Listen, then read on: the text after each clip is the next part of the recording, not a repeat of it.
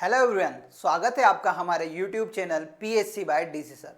दोस्तों, आज के इस लेक्चर में हम यूनिट 5 का most important topic Madhya Pradesh की राज्य व्यवस्था के बारे में पढ़ने वाले हैं। जैसा आप सभी को पता है, हमने यूनिट 4 को कंप्लीट किया था। आज इसकी हम यूनिट 5 की मैराथन क्लास आपके लिए लेके आए हैं। लगभग 2 से लेकर 2.5 घंटे के समथिंग यह क्लास आपकी पूर्णतः कंप्लीट हो जाएगी, जिसके अंतर्गत हम मध्य प्रदेश की राजनीतिक व्यवस्था, साथ साथ मध्य प्रदेश की प्रशासनिक व्यवस्था, साथ साथ मध्य प्रदेश की न्यायपालिका के बारे में और साथ साथ मध्य प्रदेश का स्थानीय स्वशासन के बारे में भी पढ़ने वाले हैं। लास्ट में मैं आपको कुछ और आयोग के बारे में बताऊंगा, जिनके वर्तमान अध्यक्ष कौन है, उनकी भी हम बात करेंगे। आजकल जैसे प्रश्न एग्जाम में पूछे जा रहे हैं, हम सेम उसी से रिलेटेड इस टॉपिक में सब कुछ कवर करने वाले हैं। तो आइए सबसे पहले हम सिलेबस जान लेते हैं कि सर इसका सिलेबस क्या है, एक बार हमें वो बता दीजिए। तो देखिए, सबसे पहले हमें पढ़ना है मध्य प्रदेश की संवैधानिक व्यवस्था, यानी जिनका वर्णन किस में मिलता है, हमें संविधान में मिलता है, जिसके अंतर्गत राज्यपाल आता है, मंत्रिमंडल आता है, विधानसभा आती है और उच्च न्यायालय के बारे में हम इसमें पढ़ने वाले हैं। फिर उसके बाद हम पढ़ेंगे मध्य प्रदेश में त्रिस्तरीय पंचायती राज तथा नगरीय प्रशासन व्यवस्था के बारे में। उसके बाद तीसरा है हमारा मध्य प्रदेश में सुशासन। इसका आधा पार्ट हमने जब यूनिट 9 को पढ़ा था, जिसमें हमने ई गवर्नेंस को कवर किया था। तो ई गवर्नेंस भी किसका पार्ट है? सुशासन का ही पार्ट है। आज मैं उसमें आपको कुछ बताऊंगा, नई नई बातें, उसकी भी हम इस लेक्चर में डिस्कस करने वाले हैं। तो दोस्तों, सबसे पहले मैं बता देना चाहता हूं कि हम इस लेक्चर को किस फॉर्म में पढ़ने वाले हैं। तो देखिए, सबसे पहले हम राज्य की राज्य व्यवस्था को डिस्कस करेंगे, जिसमें मेनली हम राज्यपाल पढ़ने वाले हैं, विधानसभा को पढ़ने वाले हैं, मुख्यमंत्री के बारे में पढ़ने वाले हैं, लोकसभा के बारे में पढ़ने वाले हैं तथा राज्यसभा के बारे में पढ़ने वाले हैं। और हाल ही में नवंबर 2023 में हमारे यहाँ जो 16वें विधानसभा चुनाव हुए, उसके बारे में भी हम इस लेक्चर में डिस्कस करेंगे। फिर हम पढ़ेंगे स्थानीय स्वशासन के बारे में, जिसमें हम पंचायती राज और नगरीय प्रशासन के बारे में पढ़ेंगे। फिर हम पढ़ेंगे न्यायिक व्यवस्था कि मध्य प्रदेश में किस प्रकार की न्यायिक व्यवस्था है। तो यहाँ पर देखिए, सबसे बड़ा न्यायिक व्यवस्था के लिए हमारे यहाँ कोई संस्थान है राज्य में, तो वो है उच्च न्यायालय। तो उच्च न्यायालय की बात करेंगे, उच्च न्यायालय के मुख्य न्यायाधीश की हम बात करेंगे। फिर उसके बाद हम प्रशासनिक व्यवस्था की बात करेंगे कि हमारे यहाँ प्रशासनिक व्यवस्था कैसे चलती है, कि सर पुलिस कैसे काम करती है, पुलिस का सर्वोच्च अधिकारी का नाम क्या होता है और वर्तमान में कौन है, पहले क्या थे, जैसे प्रीवियस ईयर में एग्जाम पूछे जाते हैं, वैसे हम प्रशासनिक व्यवस्था के बारे में बात करेंगे। फिर हम इसमें बात करेंगे मध्य प्रदेश में सुशासन की, यानी अच्छी गवर्नमेंट, यानी लोगों को ज़्यादा से ज़्यादा क्या दे सके, सुविधा दे सके, उस सुशासन की बात भी हम इस लेक्चर में करने वाले हैं। यानी इसमें पूरी हम किसकी बात करने वाले हैं? यूनिट 5 का जो MP वाला पोर्शन है, उसे पूरे को कवर करने वाले हैं। तो आप इसे बिल्कुल भी स्किप मत कीजिएगा, क्योंकि 2-2.5 घंटे की क्लास है। ज़्यादा से ज़्यादा नॉलेज देने की मैं कोशिश करूँगा। तो आपको क्या करना है, कॉपी लेना है और कॉपी में इसके नोट्स लगातार बनाते चलना है, कि आपको रिवीजन के लिए इसे बाद में देखना पड़े तो आप इसको 2 की स्पीड में लगाते हुए रिवीजन क्या कर सकें, आराम से कर सकें। और जैसा आप सभी को पता है, यूनिट 4, यूनिट 10, यूनिट 3, यूनिट 2 हमने कराई है सॉल्व। तो आपको क्या करना है, उन्हें बार बार पढ़ना है, ठीक है। तो आइए सबसे पहले हम बात करते हैं, सर राज्य में कैसे कार्य होता है।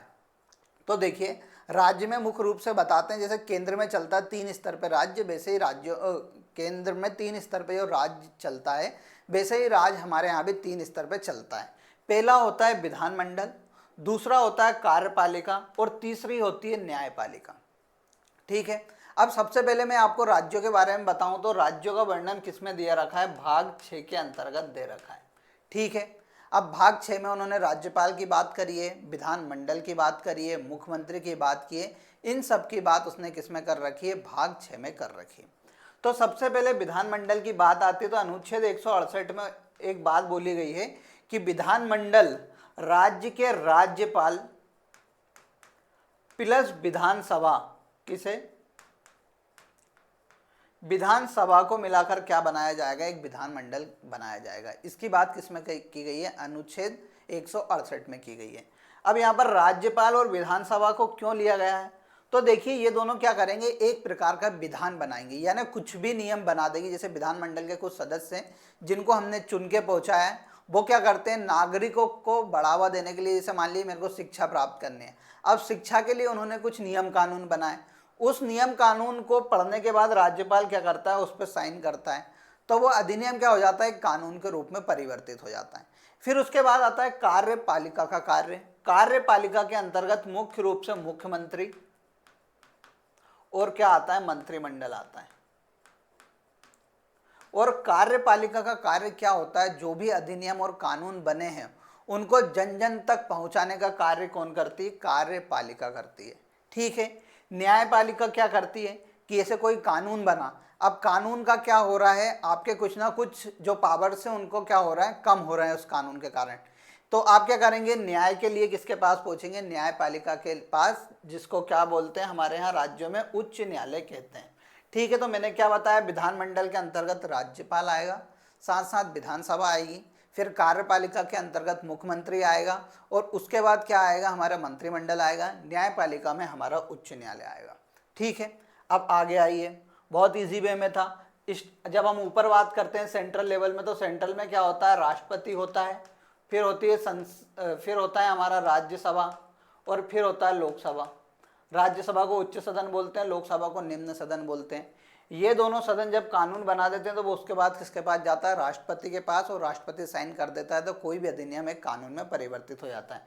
तो सेम कहानी हमारे यहाँ होती है, क्योंकि हमारे यहाँ क्या है, मध्य प्रदेश में विधानसभा है। विधानसभा कोई भी अधिनियम लाएगी, उसे पास करेगी बहुमत के आधार पर, फिर कभी राज्यपाल साइन कर देता है तो क्या होगा, वो एक कानून बन जाएगा। ठीक है। ये कहानी केंद्र में भी चलती है। अब आगे बात करते हैं। तो देखिए, सबसे पहले हम राज्य के बारे में बात करते हैं कि सर राज्य का वर्णन हमें कहाँ देखने को मिलता है। तो मैं क्या बोल रहा हूँ, राज्य का वर्णन संविधान के भाग 6 में देखने को मिलता है। अनुच्छेद 152 से लेकर 237 तक हमें किसका वर्णन मिलता है, राज्यों का वर्णन मिलता है, जिसके अंतर्गत क्या क्या आता है, विधानमंडल आता है, विधानसभा आती है, विधान परिषद आती है, मुख्यमंत्री, राज्यपाल, इन सब का वर्णन हमें इन अनुच्छेद के अंतर्गत देखने को मिलता है। ठीक है। राज्य की व्यवस्था की बात करते हैं तो देखिए, मैं आपको कुछ बता देना चाहता हूं कि राज्य में सबसे बड़ा अधिकारी कोई भी होता है तो कौन होता है, राज्यपाल होता है, जो कि इसे बोलते हैं कार्यपालिका का प्रमुख। राज्य में कार्यपालिका का प्रमुख मुख्यमंत्री नहीं होता है, कौन होता है, राज्यपाल होता है। आपको याद रखना है, कार्यपालिका का कार्य क्या है, कानून को लोगों तक पहुंचाना है, पर उसका प्रधान कौन होगा, कार्यपालिका का राज्यपाल होता है। और राज्यपाल राज्य में किसका प्रतिनिधि करता है, केंद्र के प्रतिनिधि के रूप में कहां पर आता है, ये राज्य में आता है। तो सबसे बड़ा अधिकारी या आप प्रशासन कार्यपालिका का प्रमुख किसे बोलते हैं, राज्यपाल को बोलते हैं। राज्यपाल के बाद हम पढ़ते हैं विधानसभा के बारे में। ठीक है। तो विधानसभा में क्या होते हैं, सदस्य होते हैं। ठीक है। जैसे अभी वर्तमान में हमारे यहाँ कितने सदस्य, 230 सदस्य हैं। अब 230 सदस्य में से कितनी, 116 हमारे यहाँ क्या है, बहुमत होता है। जब हमारे यहाँ चुनाव होते हैं तो उसमें क्या होती है, पार्टियां खड़ी होती हैं। अब पार्टियों में से जैसे बीजेपी और कांग्रेस हुई, कांग्रेस को 116 मिल गए, बीजेपी 114 रह गई, तो यानी कांग्रेस का क्या हो गया, बहुमत हो गया हमारे यहाँ। अब कांग्रेस में जो बहुमत होगा उनके सदस्यों में से एक को क्या चुना जाता है, मुख्यमंत्री बनाया जाता है। यानी सदस्यों का प्रतिनिधि कौन करता है विधानसभा में, मुख्यमंत्री करता है। तो हम इसमें किसकी बात करेंगे, विधायक दल के नेता या सदस्य की, मुख्यमंत्री की बात करेंगे। फिर जो विधानसभा का पूरा कार्य को संचालन करता है उसका एक अध्यक्ष होता है, कार्यों को संचालन करने के लिए, तो विधानसभा अध्यक्ष की बात करेंगे। फिर एक उपाध्यक्ष भी बनाया जाता है अध्यक्ष के सहयोग के लिए, या अध्यक्ष उपस्थित नहीं होता है तो कौन, उपाध्यक्ष उसका कार्य करता है विधानसभा का। फिर हम विपक्ष के नेता की बात करेंगे, यानी जैसे मान लीजिए दूसरी बड़ी पार्टी है, अब दूसरी बड़ी पार्टी को भी अपनी बात रखने के लिए एक क्या बनाना पड़ेगा, एक प्रमुख नेता बनाना पड़ेगा, उसे ही हम क्या बोलते हैं, विपक्ष का नेता बोलते हैं। तो इसमें हम क्या करेंगे, विपक्ष के नेता की भी बात करेंगे। तो सबसे पहले हम राज्य की राज्य व्यवस्था स्टार्ट करते हैं और उसमें हम पढ़ते हैं सबसे पहले विधानसभा। तो देखिए, बहुत सारे राज्यों में क्या होता है, देखिए पहले मैंने आपको क्या बताया, विधानमंडल के बारे में मैंने एक बात बताई थी कि अनुच्छेद 168 में कहा जाता है कि राज्यपाल और विधानसभा, या किसी राज्य में विधान परिषद है तो विधान परिषद, ये तीनों को मिला के क्या होगा, राज्य में राज्यपाल और विधानसभा को मिला के क्या बनाया जाएगा, विधानमंडल बनाया जाएगा। ठीक है। अब मध्य प्रदेश में तो सर एक ही विधानसभा है, कितनी, मतलब मध्य प्रदेश में एक ही सदन है जिसका नाम है विधानसभा। हमारे यहाँ विधान परिषद नहीं है। भारत में कुछ राज्यों में, 6 राज्यों में वर्तमान में क्या है, विधान परिषद है। तो 169 में कहा गया है कि कभी कोई राज्य चाहता है कि हमारे यहाँ विधान परिषद बने तो वो विधान परिषद का गठन कर सकता है, पर मध्य प्रदेश में वर्तमान में विधान परिषद नहीं है। विधान परिषद को किसी भी राज्य में उच्च सदन माना जाता है। जैसे केंद्र में क्या होता है, राज्यसभा उच्च सदन होता है, ऐसे ही कहाँ पर राज्यों में किसी राज्य में कभी विधानसभा है, विधान परिषद है, तो वो उसका क्या होगा, उच्च सदन कहलाएगा। फिर जब अनुच्छेद 170 में कहा गया है कि विधानसभा की बात की गई है, विधानसभा की संरचना की, जिसमें कहा गया है कि किसी भी राज्य में 60 से अधिक और 500 से कम व्यक्ति का क्या बनाया जा सकता है, सदस्यों को मिलाकर एक क्या बनाई जा सकती है, विधानसभा बनाई जाती है। तो मध्य प्रदेश में क्या है, एक विधानसभा है, ये आपको भी पता है। अब देखिए मध्य प्रदेश में जब हम विधानसभा की बात करते हैं तो मध्य प्रदेश की विधानसभा को हम दो भागों में पढ़ने वाले हैं। कि सर पहले हमारा राज्य क्या था, 3 भागों में बटा हुआ था। मेनली उसे 4 राज्य बोलते थे, क्योंकि part A, part B, part C, और उसके साथ कौन सा था, भोपाल। तो ऐसा 1956 से पहले हमारा मध्य प्रदेश कितने 4 राज्यों में विभाजित था। तो जब 1956 से पहले 4 राज्य थे, तो यानी 4 ही राज्यों में क्या होगी, विधानसभा होगी। जब 1956 में क्या होता है, सभी विधानसभाओं को मिला के, मतलब 3 ही 4 ही पार्टों को मिला के एक मध्य प्रदेश बनाया जाता है। तो उसके बाद मध्य प्रदेश एक राज्य हो गया, तो उसके बाद मध्य प्रदेश में कितनी होंगी, एक विधानसभा होगी। तो सबसे पहले हम बात करते हैं 1956 से पूर्व की, कि सर 1956 से पूर्व की स्थिति क्या थी। तो जैसा आप सभी को पता है 1956 से पूर्व मध्य प्रदेश को 4 भाग बोल सकते हैं, वैसे 3 पार्ट में विभाजित किया गया था और उसमें 4 राज्य थे। एक था पार्ट ए, क्या था, मैप में देखिएगा ये वाला जो पोर्शन है वो क्या है, पार्ट ए था, जिसको हम क्या बोलते थे, mainly central province plus Berar कहते थे। उसके बाद दूसरा पार्ट था मध्य भारत क्षेत्र, जिसे हम पार्ट बी के नाम से जानते थे। एक था विंध्यन प्रदेश, जो कि रीवा सतना वाले क्षेत्रों में था, उसे हम क्या बोलते थे, पार्ट सी बोलते थे। और एक था यहाँ पर भोपाल। जब 1952 में मध्य प्रदेश में भारत में सर्वप्रथम चुनाव होते हैं, तो हमारे यहाँ क्या राज्यों में भी चुनाव होते हैं। अब राज्यों में क्या होता है, विधानसभा होती है, तो विधानसभा के भी चुनाव होते हैं। अब हमारे यहाँ क्या थे, 4 राज्य थे, पार्ट ए, पार्ट बी। पहला था सेंट्रल प्रोविंस एवं बरार, दूसरा था मध्य भारत, तीसरा था विंध्यन प्रदेश और चौथा था भोपाल। ठीक है, 4 ही राज्यों में क्या थी, एक अपनी अपनी विधानसभा हुआ करती थी। तो इन सब की विधानसभा के बारे में हम बात करते हैं।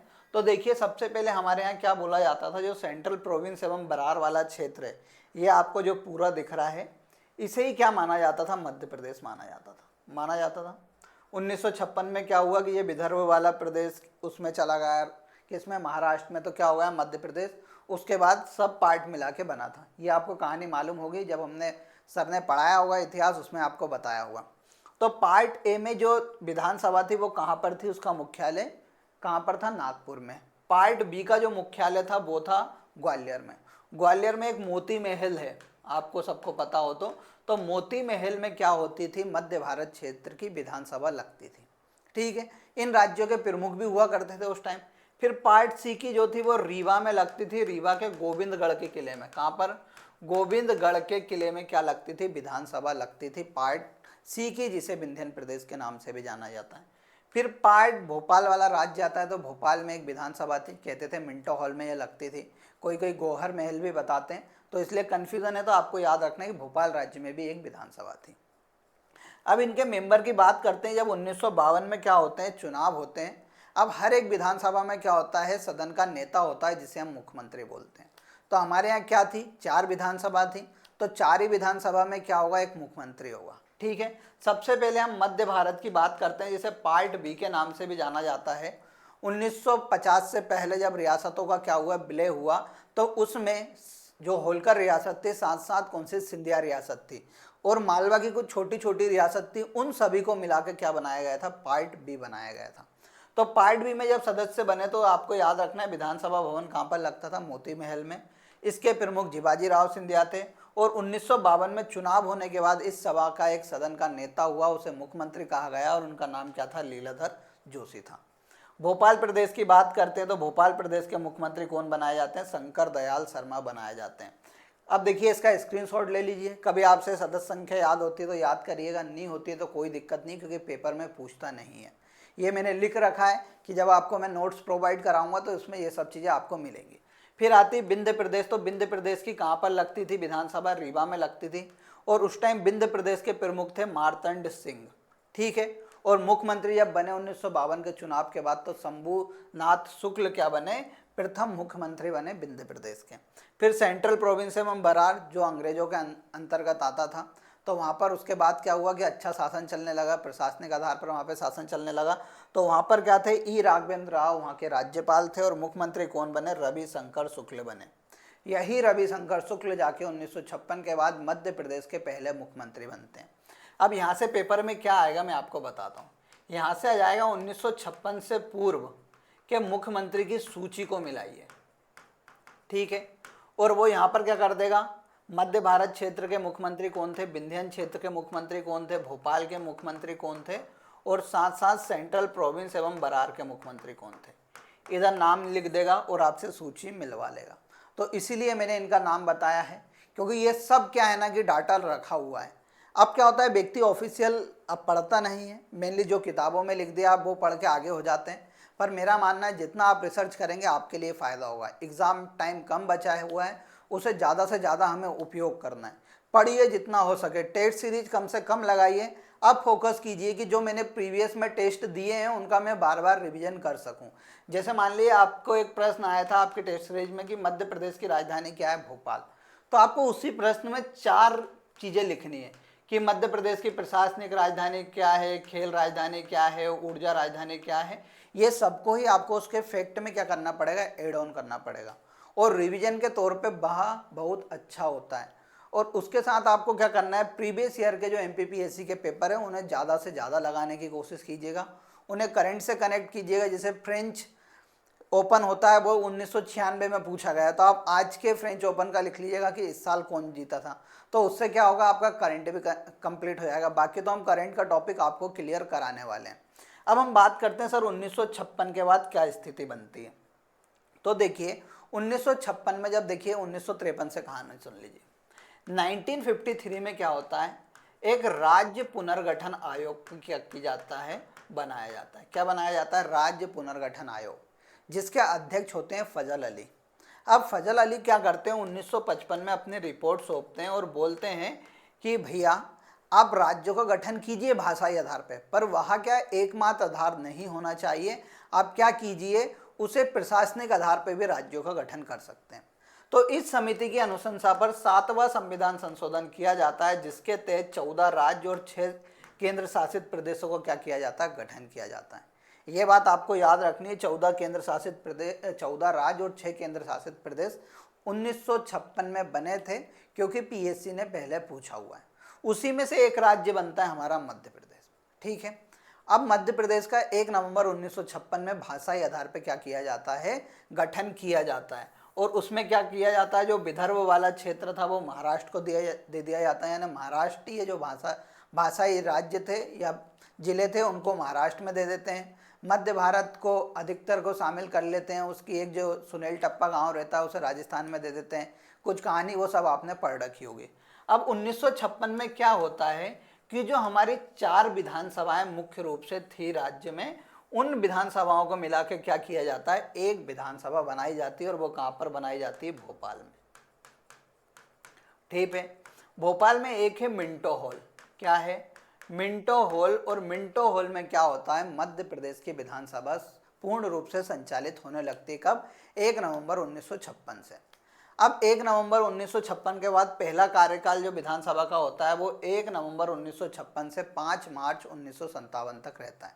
कुछ 4-5 महीने का होता है। क्यों होता है सर इतना कम, क्योंकि 1952 में हमारे यहाँ क्या हुए थे, चुनाव हुए थे।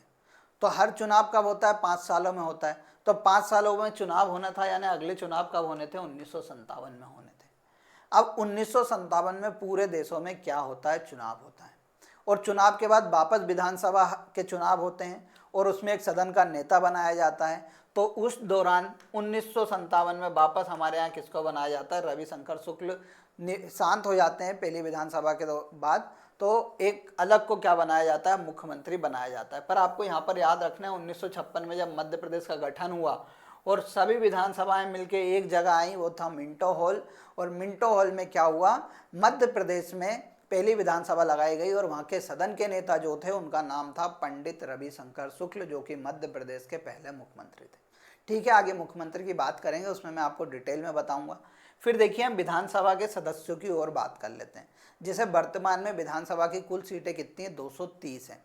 तो सर जब 1956 में हम थे तो 1956 में हमारे साथ क्या था? छत्तीसगढ़ वाला क्षेत्र भी हमारे साथ आता था, यानी हमारा एरिया क्या ज़्यादा था। तो उस एरिया के दौरान मध्य प्रदेश में कुल कितनी सीटें थी और वर्तमान में मध्य प्रदेश में कुल कितनी विधानसभाएं सीटें? तो आपको याद रखना है कि विधानसभा एक ऐसा सदन होता है जिसमें क्या होता है? आरक्षण प्रदान किया जाता है सदस्यों को जनता के अनुसार।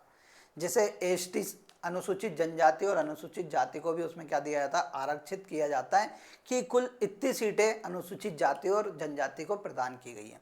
तो देखिए 1956 में जब मध्य प्रदेश का गठन होता है उस दौरान मध्य प्रदेश में 288 विधानसभा सीट होती हैं। आपको याद रखना है कितनी? 288, जिसमें से अनुसूचित जनजाति के लिए 54 सीटें आरक्षित थी और अनुसूचित जाति के लिए 53 सीटें आरक्षित थी। फिर उसके बाद 1971 में, ठीक है, वापस संख्याओं को बढ़ाया जाता है और उसके बाद मध्य प्रदेश में 296 क्या हो जाते हैं? विधानसभा के सदस्य हो जाते हैं। फिर 1991 में वापस बढ़ाई जाती है, उसके बाद मध्य प्रदेश में 320 विधानसभा सीटें हो जाती हैं। तो एक बार मैं यहाँ पर लिख देता हूँ 1956, 1971, फिर 1991 और 2000 और वर्तमान, इन 4 ही पॉइंट पे नीचे लिखा हुआ है। तो 1956 में हमारे यहाँ कितनी थी? तो मैंने आपको बताया 288 सीटें थी। 1971 में होती है 296 और 1991 में होती है 320 और 2000 में कितनी हो जाती हैं? 231। क्यों हो जाती हैं 2000 में 231? कम क्यों होती हैं सर? क्यों होती है? क्योंकि जो हमारा छत्तीसगढ़ वाला था वो अलग राज्य का दर्जा दे दिया जाता है 1 नवंबर 1956 को। उसके बाद मध्य प्रदेश में 231 विधानसभा सीटें होती है। अब वर्तमान में कुल कितनी विधानसभा सीटें हैं? तो वर्तमान में आपको याद रखना है 230 विधानसभा सीटें। क्यों हैं? क्योंकि जो एंग्लो इंडियन एक चुन के आता था हमारे यहाँ, उस एंग्लो इंडियन को क्या कर दिया गया? समाप्त कर दिया गया उसका पद। तो इसलिए हमारे वर्तमान में कुल विधानसभा की सीटें कितनी हैं? 230। आपको याद रखना है क्योंकि आपके एग्जाम में पूछा जा सकता है। सदस्य की बात कर ली। अब हम बात कर लेते हैं सर जो हमारा विधानसभा भवन है उसके बारे में और बता दीजिए। तो देखिए हमारे यहाँ क्या होता है कि 1956 से लेके कब तक? 1996 तक मिंटो हॉल में हमारे यहाँ क्या लगती थी? विधानसभा लगती थी, जिसे आप पुराना विधानसभा भवन बोल सकते हैं। मिंटो हॉल का निर्माण सन 1909 में जब लॉर्ड मिंटो जो वाइसराय थे भारत के, वो भोपाल आ रहे थे, उस दौरान सुल्ताना जहां बेगम द्वारा कराया गया था। किसके द्वारा कराया गया था? सुल्ताना जहां बेगम के द्वारा कराया गया था मिंटो हॉल का निर्माण। ठीक है, जो उसके वास्तुकार थे यानी जिसने डिजाइन किया था मिंटो हॉल का, उनका नाम था AC रवेन। आपको याद रखना है, पूछा जा सकता है। वर्तमान में अभी हाल ही में थोड़े दिन पहले चुनाव से पहले मिंटो हॉल का नाम बदलकर किसके ऊपर रख दिया गया है? कुशाभाऊ ठाकरे भवन कर दिया गया है। क्या कर दिया गया है? कुशाभाऊ ठाकरे भवन कर दिया गया है मिंटो हॉल का नाम बदलकर। कुशाभाऊ ठाकरे को मध्य प्रदेश का पितृ पुरुष कहा जाता है, आपको याद रखना है। अब देखिए 1981 में सदस्य संख्या लगातार बढ़ती जाती है। तो आज सुविधाओं को देखते हुए क्या होता है? मध्य प्रदेश में नया विधानसभा बनाने का क्या किया जाता है? प्रस्ताव रखा जाता है। अब 1981 में बलराम जाखड़ क्या करते हैं? भोपाल में क्या विधानसभा भवन की क्या रखते हैं? नींव रखते हैं। अब विधानसभा भवन की जब नींव रखते हैं तो उसका उद्घाटन 1996 में किसके द्वारा किया जाता है? शंकर दयाल शर्मा द्वारा किया जाता है। सर ये शंकर दयाल शर्मा कहाँ से आ गए? तो शंकर दयाल शर्मा के बारे में हम बात करते हैं तो शंकर दयाल शर्मा भारत के 90 राष्ट्रपति हैं। कौन थे? 90 राष्ट्रपति थे जो कहाँ से संबंधित थे? भोपाल से संबंधित थे। इसलिए शंकर दयाल शर्मा क्या करते हैं? इसका उद्घाटन करते हैं। नए विधानसभा भवन का नाम किसके ऊपर रखा जाता है? इंदिरा गांधी के नाम पे इंदिरा गांधी विधानसभा भवन रखा जाता है। आपको ये याद रखना है। कहाँ पर है? भोपाल में। अब इसके डिज़ाइन की बात कर लेते हैं। सर इसके वास्तुकार कौन थे या इसके डिज़ाइनर कौन थे? तो इसको चार्ल्स कोरिया द्वारा क्या किया गया था? डिज़ाइन किया गया था। जब आप विधानसभा भवन जाएंगे तो विधानसभा की भवन पे आपको क्या देखने को मिलेंगी? पेंटिंग देखने को मिलेंगी बहुत सारी। उस पेंटिंग को जो बनाया था वो एक गोंड कलाकार जनगढ़ सिंह श्याम द्वारा बनाया गया था, जो कि मंडला डिंडोरी वाले क्षेत्र से क्या थे? संबंधित थे। अब यहाँ पर श्याम जिसके भी पीछे लगा आता है तो आपको याद रखना है वो क्या है? गोंड कलाकार है। अब जैसे यूनिट 2 आएगी कला संस्कृति की, उसमें पूछ लेगा जनगढ़ सिंह श्याम किस कला से संबंधित थे? तो आपको याद रखना है गोंड चित्रकला से संबंधित थे और वह क्या थे? गोंड चित्रकार थे। तो हमने क्या पढ़ा, मध्य प्रदेश के विधानसभा भवन के बारे में पढ़ा। पुराना विधानसभा मिंटो हॉल था, नया विधानसभा भवन कौन है, इंदिरा गांधी भवन है। मिंटो हॉल का नाम बदलकर सर हाल ही में कुशाभाऊ ठाकरे भवन कर दिया गया है, और उसे लॉर्ड मिंटो के आगमन पर सुल्ताना जहां बेगम ने 1909 में बनवाया था। इंदिरा गांधी भवन का निर्माण हुआ, मध्य प्रदेश सरकार ने कराया। 1996 में उसका उद्घाटन किया गया शंकर दयाल शर्मा द्वारा, उसको चार्ल्स कोरिया द्वारा बनाया गया था। फिर मैंने बताया उसके ऊपर चित्रकारी किसने, जनगण सिंह श्याम ने की। तो ये हमने क्या पढ़ लिया, विधानसभा भवन के बारे में बात करी। अब देखिए, अब हम विधानसभा के अंदर की संरचना की बात करते हैं, ठीक है। तो देखिए सबसे पहले यहाँ पर खाली जगह है, मैं उसमें ही बात करता हूँ। तो देखिए, एक होती है विधानसभा, ठीक है। विधानसभा में सदस्य होते हैं, जैसे अपने यहाँ है 230 सदस्य, ठीक है। अब इन सदस्यों को क्या होता है, चुनाव होता है, और जो चुनाव कराता है वो कौन कराता है, भारतीय निर्वाचन आयोग कराता है। कौन कराता है, भारतीय निर्वाचन आयोग कराता है, ठीक है। याद रखना, राज्य निर्वाचन आयोग विधानसभा के चुनाव नहीं कराता है। कौन कराता है, भारतीय निर्वाचन आयोग द्वारा किसके चुनाव कराए जाते हैं। अब ये 230 सदस्य पे क्या होता है, कम से कम 2 व्यक्ति तो लड़ने जरूरी होते हैं चुनाव के लिए, क्योंकि आपको एक को चुनना है। तो यहाँ पर पार्टीगत रूप से क्या होते हैं, सदस्य लड़ते हैं, ठीक है। चुनाव होता है, आप जाके क्या करते हैं, चुनाव में वोट डालते हैं, चुनाव की काउंटिंग होती है, उसके बाद क्या होता है, रिजल्ट डिक्लेयर होता है। अब जैसे मान लीजिए बीजेपी और कांग्रेस ही केवल खड़ी हुई थी, जिसमें से बीजेपी की 116 सीटें आती हैं और 114 किसकी आती हैं, कांग्रेस की आती है। यानी बीजेपी का क्या हो गया, बहुमत हो गया, ठीक है। अब बीजेपी क्या करेगी, राज्य में सरकार को संचालन करेगी पूर्ण रूप से, ठीक है। अब उसमें अप्रत्यक्ष पृथक रूप से सहयोग विपक्ष दे सकता है, निधि दे सकता है, साथ साथ जो भी नीतियां बनाती है उसमें कमियां निकालने का काम विपक्ष करता है, कुछ कमियों को दूर करने का काम भी फिर विपक्ष कराता है। तो विपक्ष भी एक अच्छा होता है, जब मजबूत विपक्ष होता है तो कुछ अच्छी नीतियां बन के बाहर आती हैं। तो ये सब आपको याद रखना है। अब क्या हुआ, सदस्य थे चुन के आ गए। अब जो सदस्य बने, जैसे कोई भी बीजेपी के पार्टी के 116 सदस्य थे, तो उन 116 सदस्य में से एक व्यक्ति को बनाया जाएगा मुख्यमंत्री, एक को बनाया जाएगा अध्यक्ष, और एक को बनाया जाएगा उपाध्यक्ष। और जो दूसरी बड़ी पार्टी थी राज्य में, उसका क्या बनाया जाएगा, विपक्ष का नेता बनाया जाएगा, ठीक है। ये समझ में आ गया। कौन कराता है, भारतीय निर्वाचन आयोग द्वारा क्या कराया जाता है, चुनाव कराया जाता है। अब मध्य प्रदेश में क्या हुआ, हाल ही में नवंबर 2023 में मध्य प्रदेश में 16वीं विधानसभा के चुनाव संपन्न हुए, जिसका रिजल्ट हमें 3 दिसंबर को देखने को मिला। उसके बाद हमारे यहाँ बीजेपी का बहुमत था और बीजेपी ने सरकार बनाई और डॉक्टर मोहन यादव को क्या बनाया गया, मध्य प्रदेश का मुख्यमंत्री बनाया गया। तो आइए बात करते हैं कुछ उसी के ऊपर। पहले चुनाव की बात कर लेते हैं, 16वीं विधानसभा चुनाव के। तो 17 नवंबर 2023 के दिन हमारे यहाँ वोटिंग हुई थी। 3 दिसंबर 2023 के दिन हमारे यहाँ क्या आता है, रिजल्ट आता है। और रिजल्ट में 163 सीटें कौन जीतती है, भारतीय जनता पार्टी जीतती है। यानी बहुमत किसका होता है, बीजेपी का हो जाता है। कांग्रेस जो पार्टी थी वो 66 सीटें जीतती है, और एक सीट जो क्या होती है, भारतीय आदिवासी पार्टी जीतती है, जो कि कहाँ से थी, रतलाम जिले की सेलाना नामक एक सीट है। कहाँ पर, रतलाम की सेलाना नामक सीट थी, वो कौन जीतती है, भारतीय आदिवासी पार्टी जीतती है। तो हमारे यहाँ क्या है, विधानसभा में वर्तमान में 3 पार्टियां बैठी हुई हैं मेनली, तो इनके बारे में आपको याद रखना है, ठीक है। अब देखिए क्या होता है कि यहाँ से पूछा जाता है कि भैया 230 सदस्य तो चुने गए, पर कितनी महिलाएं निर्वाचित होकर आई और कौन व्यक्ति सर्वाधिक वोटों से चुनाव जीता, इन सब के ऊपर प्रश्न हमने प्रीवियस ईयर में देखे। तो आपको याद रखना है, इस बार कुल 27 महिला क्या है, विधानसभा चुनाव जीत के आई हैं विधानसभा भवन में। और फिर सर्वाधिक वोट से कौन जीते हैं, तो इंदौर के एक विधायक हैं रमेश मेंदोला, जो लगभग 1,07,000 वोटों से क्या है, जीते हैं। इनके बाद कृष्णा गौर, जो कि गोविंदपुरा भोपाल से लड़ती है, वो जीती है लगभग 1,06,000 वोटों से। तो आपको याद रखना है, सर्वाधिक वोटों से रमेश मेंदोला जीते हैं। लगभग 27 महिला, लगभग नहीं फिक्स है, 27 महिला चुन के हमारे यहाँ क्या आई है, विधानसभा में आई हैं।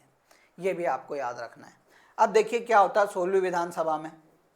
अब देखो यहाँ पर एक और चीज मैं बताता हूँ, गौर से सुनते चलिएगा। अब क्या हो गई, बीजेपी की क्या बन गई, सरकार बन गई, हमारे यहाँ बीजेपी को बहुमत मिल गया। अब क्या हुए, विधानसभा सदस्य निर्वाचित हुए थे, अभी हुए 230। तो क्या करती है राज्यपाल, क्या करता है, मेनली राज्यपाल प्रमुख होता है। तो राज्यपाल क्या करता है, एक प्रोटेम स्पीकर को नियुक्त करता है। किसे करता है, प्रोटेम स्पीकर को नियुक्त करता है, जिसे अल्पकालिक अध्यक्ष भी बोलते हैं विधानसभा का। प्रोटेम स्पीकर का बस एक काम होता है कि जितने भी सदस्य नियुक्त होके आए हैं, निर्वाचित होके आए हैं, नियुक्त सॉरी गलत बोल रहे हैं, निर्वाचित होके आए हैं, उनको क्या दिलाना है, शपथ दिलाते हैं। तो देखिए इस बार क्या हुआ, राज्यपाल मंगूभाई पटेल ने गोपाल भार्गव, कौन, गोपाल भार्गव, जो कि कहाँ से थे, सागर की रहली विधानसभा सीट से थे, इनको क्या बनाया जाता है, प्रोटेम स्पीकर बनाया जाता है। और ये क्या करते हैं, विधानसभा के सदस्य को शपथ दिलाते हैं। हर व्यक्ति शपथ ले लेता है कि मैं विधानसभा के प्रति सच्ची ईमानदारी से काम करूंगा, ये सब होता है, ठीक है। फिर उसके बाद क्या करते हैं, ये सदस्य जब शपथ ले लेते हैं, उसके बाद जो पार्टी होती है, पार्टी एक सदन का नेता चुनती है। जैसे बीजेपी ने एक सदन का नेता चुन लिया जिनका नाम था मोहन यादव, तो क्या करते हैं, एक मुख्यमंत्री का नाम प्रस्तावित करते हैं पार्टी, एक अध्यक्ष का नाम प्रस्तावित करती है और एक उपाध्यक्ष का नाम प्रस्तावित करती है, ठीक है। और यहाँ पर वर्तमान में एक और आने लगा, उप मुख्यमंत्री मध्य प्रदेश में बनने लगे हैं। तो इस बार क्या हुआ, पार्टी ने मुख्यमंत्री, उप मुख्यमंत्री, अध्यक्ष का क्या किया, नाम के बारे में आगे बढ़ाया, जिसके तहत क्या हुई, राज्यपाल ने मध्य प्रदेश में डॉक्टर मोहन यादव, जो कि उत्तर उज्जैन सीट से थे, उनको मुख्यमंत्री की शपथ दिलाते हैं राज्यपाल, ठीक है, कौन, मंगूभाई पटेल। उसी दौरान विधानसभा अध्यक्ष के रूप में जो दिमनी सीट है, कहाँ पर, मुरैना की दिमनी सीट के जो विधायक हैं नरेंद्र सिंह तोमर, जो पूर्व केंद्रीय कृषि मंत्री थे, उनको मध्य प्रदेश के विधानसभा अध्यक्ष के रूप में शपथ दिलाते हैं। और इसी दौरान क्या होता है, मध्य प्रदेश में 2 उप मुख्यमंत्री को भी शपथ दिलाते हैं। एक रीवा सीट से हैं राजेंद्र शुक्ल और दूसरे हैं मंदसौर से जगदीश देवड़ा, जो मध्य प्रदेश के क्या हैं, वित्त मंत्री भी हैं। तो इनको क्या दिलाई जाती है, शपथ दिलाई जाती है राज्यपाल के द्वारा, ठीक है। और फिर क्या करती है कांग्रेस, हमारे यहाँ क्या विपक्ष में है, जिसकी लगभग कितनी है, 66 सीटें। तो कांग्रेस का जो राष्ट्रीय अध्यक्ष होता है, उसके द्वारा एक विपक्ष का नेता नियुक्त किया जाता है, जिसका नाम क्या है, उमंग सिंह सिंगार। तो अभी वर्तमान में हमारे विधानसभा में विपक्ष के नेता हैं उमंग सिंह सिंगार जी, जो कि कहाँ से हैं, धार सीट से हैं, धार के गंगवानी नामक सीट से क्या है, ये विधायक हैं। तो मैंने आपको वही सब बातें बताई कि 16वीं विधानसभा में प्रोटेम स्पीकर गोपाल भार्गव को बनाया जाता है, वो सदस्यों को शपथ दिलाते हैं। फिर क्या करता है, राज्यपाल अध्यक्ष, मुख्यमंत्री और उप मुख्यमंत्री को शपथ दिलाता है। तो अध्यक्ष को कौन बनते हैं, नरेंद्र सिंह तोमर। पूछा जा सकता है क्योंकि नवीन चीज़ें हैं, एग्जाम में जरूर पूछी जाएंगी, तो आप फोकस करके पढ़िएगा। फिर क्या होता है, मुख्यमंत्री मोहन यादव को बनाया जाता है और उप मुख्यमंत्री राजेंद्र शुक्ल और जगदीश देवड़ा को बनाया जाता है। मैंने आपको ये सब चीज़ें बता दी हैं। फिर मैंने आपको क्या बताया कि विपक्ष का नेता उमंग सिंह सिंगार जी को बनाया जाता है, जो कहाँ से संबंधित है, गंगवानी सीट धार से संबंधित है। इन सब के बारे में आपको याद रखना है, नोट कीजिएगा, क्योंकि आपके एग्जाम में यहीं से पूछे जाएंगे।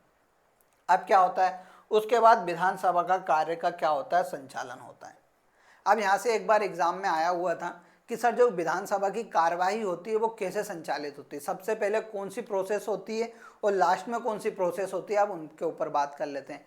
ये सब सभी कहाँ से देखा है मैंने, जो अभी वर्तमान में विधानसभा चुनाव हुए उन्हीं के ऊपर देखा मैंने उनको, कि हर दिन एक नोट करा कि इस दिन ये हुआ, इस दिन ये हुआ। तो इस प्रकार क्या हुआ, मेरे को समझ में आ गया कि विधानसभा कैसे कार्य करती है। अब आप लोग क्या होते उस टाइम जागरूक होते, तो आपको भी आसानी से समझ में आ जाता, ठीक है। तो देखिए सबसे पहले क्या होती है, शपथ ग्रहण समारोह होता है, फिर उसके बाद राज्यपाल का अभिभाषण होता है, फिर उसके बाद मंत्रियों का परिचय होता है, फिर नियम जितने भी हैं विधानसभा के उनके उल्लेख होता है, फिर उसके बाद प्रश्न पूछे जाते हैं, ठीक है। तो ये 5 तो आपको याद ही रखना है कि सबसे पहले सर शपथ होती है, मैंने आपको बताया प्रोटेम स्पीकर को शपथ दिला दी, प्रोटेम स्पीकर ने सदस्यों को शपथ दिला दी। उसके बाद राज्यपाल क्या करता है, सबसे पहले अभिभाषण करता है विधानसभा में कि हमने क्या क्या किया है, क्या क्या करना है, उन सब के बारे में बताता है।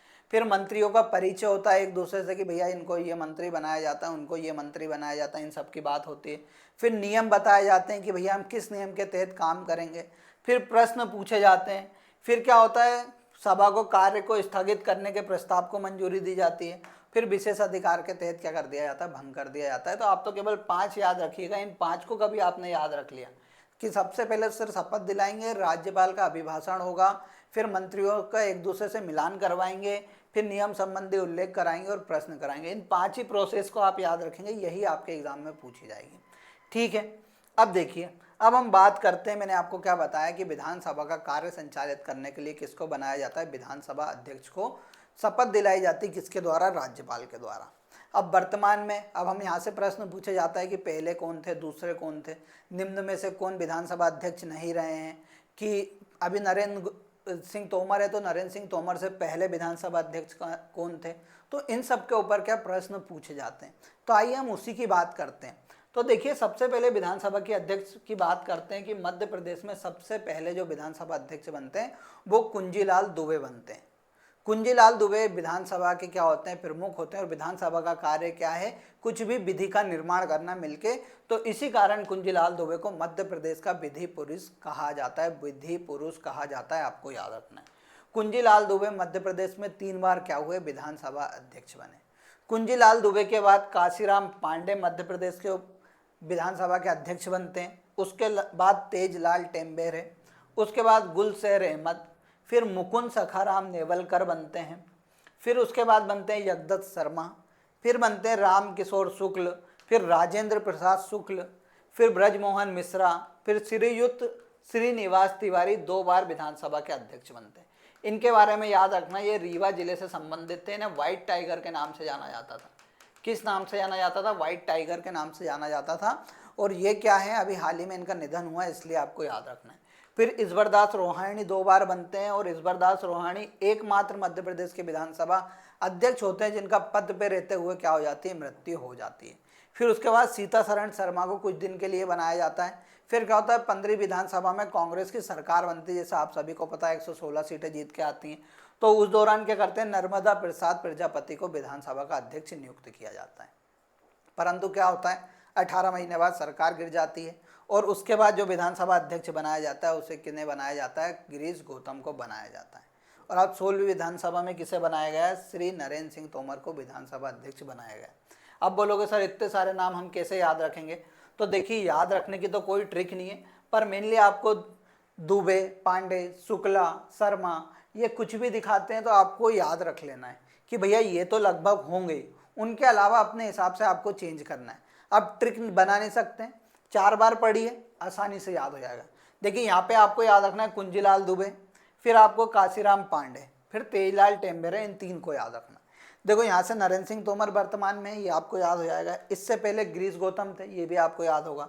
उससे पहले एनपी प्रजापति को बनाया गया था 15वीं विधानसभा में, और उससे पहले सीतासरण शर्मा को बनाया गया था। तो अभी यहाँ से पूछ लेगा गिरीश गौतम से पहले विधानसभा अध्यक्ष कौन थे, या नरेंद्र सिंह तोमर से पहले थे, पर ज़्यादा से ज़्यादा प्रायिकता होती है कि पहले विधानसभा अध्यक्ष कौन है और वर्तमान में विधानसभा अध्यक्ष कौन है। इनके ऊपर ही क्या पूछा जाता है? प्रश्न पूछा जाता है। तो आप स्क्रीनशॉट ले लीजिए, आप बार बार पढ़िएगा, 2-3 बार पढ़िएगा, आपको याद हो जाएगा आसानी से। अब क्या होता है कि जो विधानसभा अध्यक्ष के जो चुनाव होते हैं वो 2 हिसाब से होते हैं। एक होता है कि सीधे या तो चुनाव में उनको घोषित कर दिया जाता है कि भैया निर्विरोध चुन दिया, और एक होता है मत अधिकार के द्वारा। तो देखिए, क्या होता है मत अधिकार में, क्या होता है कि एक जो विपक्ष की पार्टी होती है वो भी अपना अध्यक्ष के लिए क्या उठा एक नाम प्रस्तावित करती है, और जो पार्टी होती है पक्ष में वो भी एक नाम प्रस्ताव करती है। उन दोनों में वापस चुनाव होते हैं सदन में, और जिसको ज़्यादा वोट मिलते हैं वो क्या हो जाता है? अध्यक्ष बनना जाता है। तो आपको याद रखना है, मत अधिकार के द्वारा मध्य प्रदेश में कुल 3 ही किसको बनाया गया है? विधानसभा अध्यक्ष बनाए गए। कुंजीलाल दुबे 3 बार बने, तो 2 बार तो वो निर्विरोध चुने गए, पर जब तीसरी बार चुने जा रहे थे तो उस दौरान क्या हुआ? मत अधिकार का प्रयोग किया गया था। दूसरे आपको याद रखना है, काशीराम पांडे जो कुंजीलाल दुबे के बाद थे, उनको भी मताधिकार के द्वारा चुना गया था। फिर नर्मदा प्रसाद प्रजापति, जब 116 सीटें जीती थी कांग्रेस, तो क्या हुआ कि यहाँ पे बीजेपी ने भी खड़ा कर दिया, क्या मालूम क्रॉस वोटिंग हो जाए और क्रॉस वोटिंग के कारण हमारा अध्यक्ष बन जाए। तो यहाँ पर क्या? नर्मदा प्रसाद प्रजापति। तो 3 लोग ऐसे हैं जिन्हें मत अधिकार के द्वारा क्या बनाया गया है? विधानसभा अध्यक्ष बनाया गया है। बाकी सभी कैसे चुने गए हैं? निर्विरोध विधानसभा अध्यक्ष बने हैं। तो पिछले साल पेपर में यही आया था कि निम्न में से किसे निर्विरोध या मत अधिकार के द्वारा विधानसभा अध्यक्ष चुना गया था। तो आपको इस बात पे क्या रखना है? ध्यान रखना है। अब हम आगे बात करते हैं। अब हम विधानसभा के अगले मेंबर की बात करते हैं, उसका नाम है प्रोटेम स्पीकर। मैंने क्या बताया था प्रोटेम स्पीकर? कि सर सदस्यों को शपथ दिलाने के लिए अल्पकालिक जो अध्यक्ष होता है उसे प्रोटेम स्पीकर कहते हैं। तो इसमें 3 ही चीज़ पूछेंगे कि पहले कौन थे, इससे पहले कौन थे। तो उन्हीं बातों को मैंने रखा हुआ है कि पहले जो थे प्रोटेम स्पीकर वो काशीराम पांडे थे। पहली महिला की बात करेंगे तो जमुना देवी थी। और 15वीं विधानसभा में 3 लोग क्या बने गए? प्रोटेम स्पीकर बनाया गया। सबसे पहले कांग्रेस की जब सरकार बनी तो कांग्रेस ने एक प्रोटेम स्पीकर बनाया, राज्यपाल ने उसे शपथ दिलाई थी और उनके द्वारा क्या हुआ, सदस्य को शपथ दिलाई, उनका नाम था दीपक सक्सेना। फिर जब बीजेपी की सरकार बनी तो जगदीश देवड़ा को उनने बनाया। फिर जो 28 सीटों पर चुनाव हुए, फिर 28 सदस्यों को शपथ दिलाने के लिए रामेश्वर शर्मा को प्रोटेम स्पीकर बनाया गया। अभी वर्तमान में मैंने आपको क्या बताया, 16वीं विधानसभा में गोपाल भार्गव को प्रोटेम स्पीकर बनाया गया था। एक होता है विपक्ष का नेता, जो विपक्ष की जो पार्टी रहती है उसका सबसे बड़ा नेता होता है। तो पहले थे विश्वनाथ तामस्कर, पहली महिला थी जमुना देवी जिन्हें 12वीं विधानसभा में बनाया गया था। फिर वर्तमान में कौन है, उमंग सिंघार है, आपको याद रखना है। अब देखिए एक और बात मैं बताता हूँ कि पहली और दूसरी विधानसभा के दौरान क्या थे कि जो विपक्ष का नेता होता था वो कोई पद नहीं होता था, परंतु 1969 में क्या हुआ कि विपक्ष के नेता का पद आया और उसे भी मान्यता प्रदान की गई। तो 1969 में मान्यता प्रदान मध्य प्रदेश की तीसरी विधानसभा में विपक्ष के नेता को प्रदान की गई और उस दौरान सबसे पहले जो विधानसभा के विपक्ष के नेता बने वो थे वीरेंद्र कुमार सकलेचा। ये बात आपको याद रखना है। अब मध्य प्रदेश के कुछ मुख्यमंत्री हुए हैं जो विपक्ष के नेता बने हैं, तो कुल 8 मुख्यमंत्री ऐसे हैं जो विपक्ष के नेता बने। उनका नाम आपको जरूर याद रखना है क्योंकि प्रीवियस ईयर एग्जाम में पूछा गया है। तो देखिए मैं आपको बता देता हूँ, एक है वीरेंद्र कुमार सकलेचा, दूसरे हैं श्यामाचरण शुक्ल, तीसरे हैं द्वारिका प्रसाद मिश्र, फिर कैलाश जोशी, अर्जुन सिंह, सुंदरलाल पटवा, बाबूलाल गौर और कमलनाथ। ये कुछ मुख्यमंत्री हैं जो विपक्ष के नेता भी रहे हैं, इनके बारे में आपको याद रखना है क्योंकि पीएससी ने पूछा था और उसका आंसर था दिग्विजय सिंह। फिर उपाध्यक्ष की बात करते हैं कि अध्यक्ष का सहयोग करने के लिए, तो पहले उपाध्यक्ष बने थे श्री विष्णु विनायक सरवटे और 15वीं विधानसभा में जब कांग्रेस की सरकार बनी तो हीना लिखीराम कौन बनी, मध्य प्रदेश के विधानसभा की उपाध्यक्ष बनी। तो ये कुछ पॉइंट थे, इन सब पॉइंट को भी आपको नोट करते हुए चलना है। फिर अब हम आगे बात करते हैं, तो आगे हम बात करते हैं मध्य प्रदेश के मुख्यमंत्री की।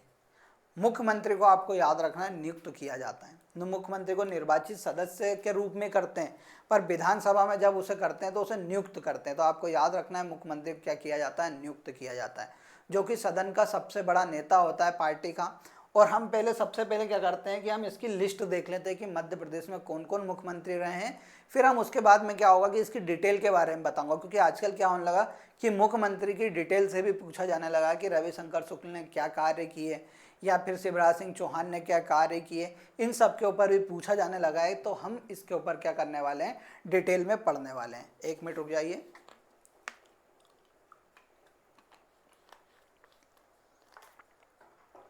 तो देखिए मध्य प्रदेश के सबसे पहले मुख्यमंत्री बनते हैं रविशंकर शुक्ल। ठीक है, आपको याद रखना है मध्य प्रदेश के पहले मुख्यमंत्री कौन बनते हैं, रविशंकर शुक्ल बनते हैं। उसके बाद भगवंत राव मंडलोई आते हैं, फिर कैलाश नाथ काटजू बनते हैं, फिर द्वारिका प्रसाद मिश्र बनते हैं, फिर विजया राजे सिंधिया, इनकी एक कहानी मैं बताऊंगा। विजया राजे सिंधिया बनती हैं, गोविंद नारायण सिंह बनते हैं, राजा नरेश चंद्र बनते हैं, श्यामाचरण शुक्ल बनते हैं, प्रकाश चंद्र सेठी बनते हैं, कैलाश जोशी बनते हैं। कैलाश जोशी मध्य प्रदेश के सबसे पहले गैर कांग्रेसी मुख्यमंत्री है, आपको याद रखना, निधन हुआ है हाल ही में। वीरेंद्र कुमार सकलेचा कांग्रेस के मुख्यमंत्री थे, अर्जुन सिंह कांग्रेस के, फिर मोतीलाल वोरा, श्यामाचरण शुक्ल, सुंदरलाल पटवा, दिग्विजय सिंह, उमा भारती 12वीं विधानसभा में बनती है और मध्य प्रदेश की पहली महिला मुख्यमंत्री बनती हैं। फिर बाबूलाल गौर बनते हैं, फिर शिवराज सिंह चौहान बनते हैं, फिर कमलनाथ बनते हैं, फिर उसके बाद वापस शिवराज सिंह चौहान बनते हैं और उसके बाद कौन होता है, डॉक्टर मोहन यादव को क्या बनाया जाता है, वर्तमान में मुख्यमंत्री बनाया जाता है। तो अभी तक जो 16 विधानसभा हुई है उसमें मध्य प्रदेश के 20 लोगों ने मुख्यमंत्री के रूप में कार्य किया है।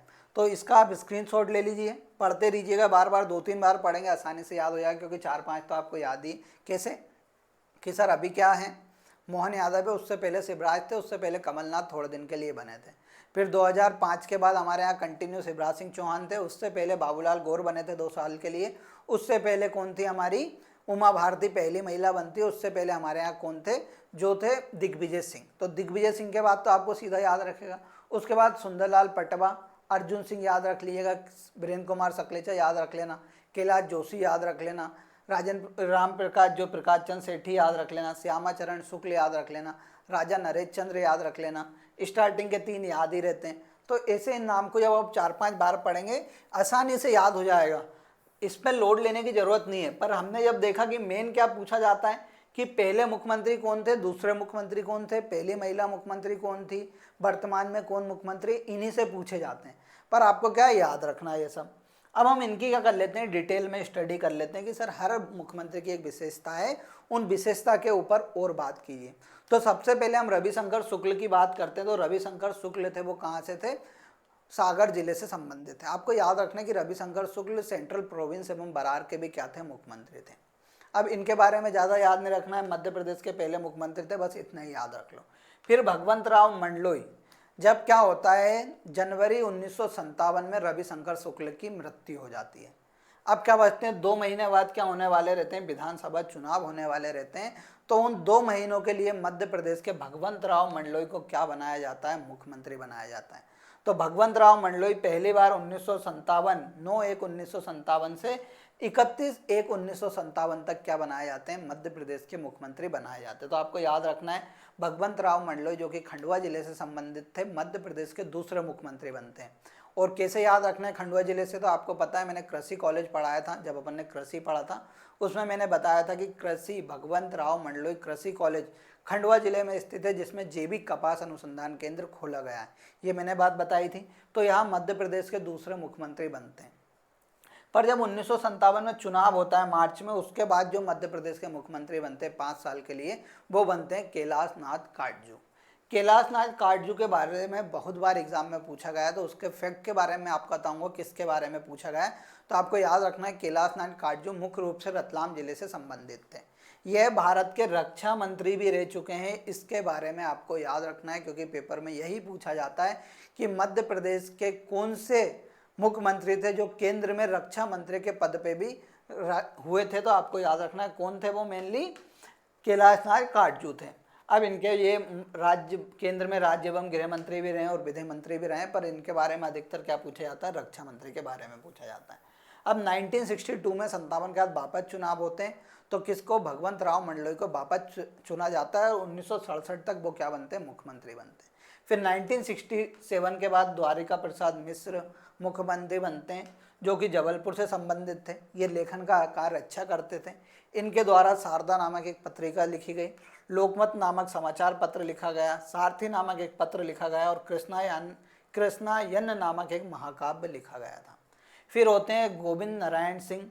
गोविंद नारायण सिंह क्या होते हैं, जब मुख्यमंत्री बनते हैं, ये बघेल की एक रियासत के राजा थे, तो ये इतने पावरफुल नहीं थे। तो इस दौरान क्या होते हैं, सदन के नेता। अब मैंने आपको स्टार्टिंग में बताया था कि सदन का नेता कौन होता है, मुख्यमंत्री होता है। पर सबसे गजब की बात होती है कि इन्हें मुख्यमंत्री तो बना दिया जाता है गोविंद नारायण सिंह को, पर उस दौरान जो सदन की नेता होती हैं वो कौन होती है, विजया राजे सिंधिया होती हैं। तो यही पेपर में पूछा गया था कि गोविंद नारायण सिंह के दौरान राज्य के कौन थी जो सदन की नेता थी। तो आपको याद रखना है, विजया राजे सिंधिया कौन थी, सदन की नेता थी। इन्हें ही क्या कहा जाता था, मेनली राजमाता कहा जाता था। राजमाता के नाम पे ही भोपाल में जो एम्स बना है उसका नाम भी रखा गया है कि राजमाता विजया राजे सिंधिया एम्स कॉलेज भोपाल। ठीक है। फिर राजा नरेश चंद्र सिंह बनते हैं, जो कि रायपुर के एक राजा थे। इनके बारे में कहा जाता है कि ये मध्य प्रदेश के प्रथम आदिवासी मुख्यमंत्री थे, और जब ये मुख्यमंत्री बने तो मात्र 13 दिन के लिए मुख्यमंत्री बने थे। तो इसलिए कहा जाता है कि सबसे कम दिन के लिए कोई मुख्यमंत्री बनता है तो वो कौन बनते हैं, राजा नरेश चंद्र सिंह बनते हैं, जो 13 दिन के लिए बनते हैं। फिर श्यामाचरण शुक्ल आते हैं, जो कि रायपुर से संबंधित थे। फिर प्रकाश चंद सेठी आते हैं, जो कि उज्जैन से संबंधित थे। और प्रकाश चंद सेठी के दौरान ही 1972 में राज्य योजना आयोग की क्या होता है, गठन होता है। और राज्य योजना आयोग का जो अध्यक्ष होता है वो कौन होता है, मुख्यमंत्री होता है।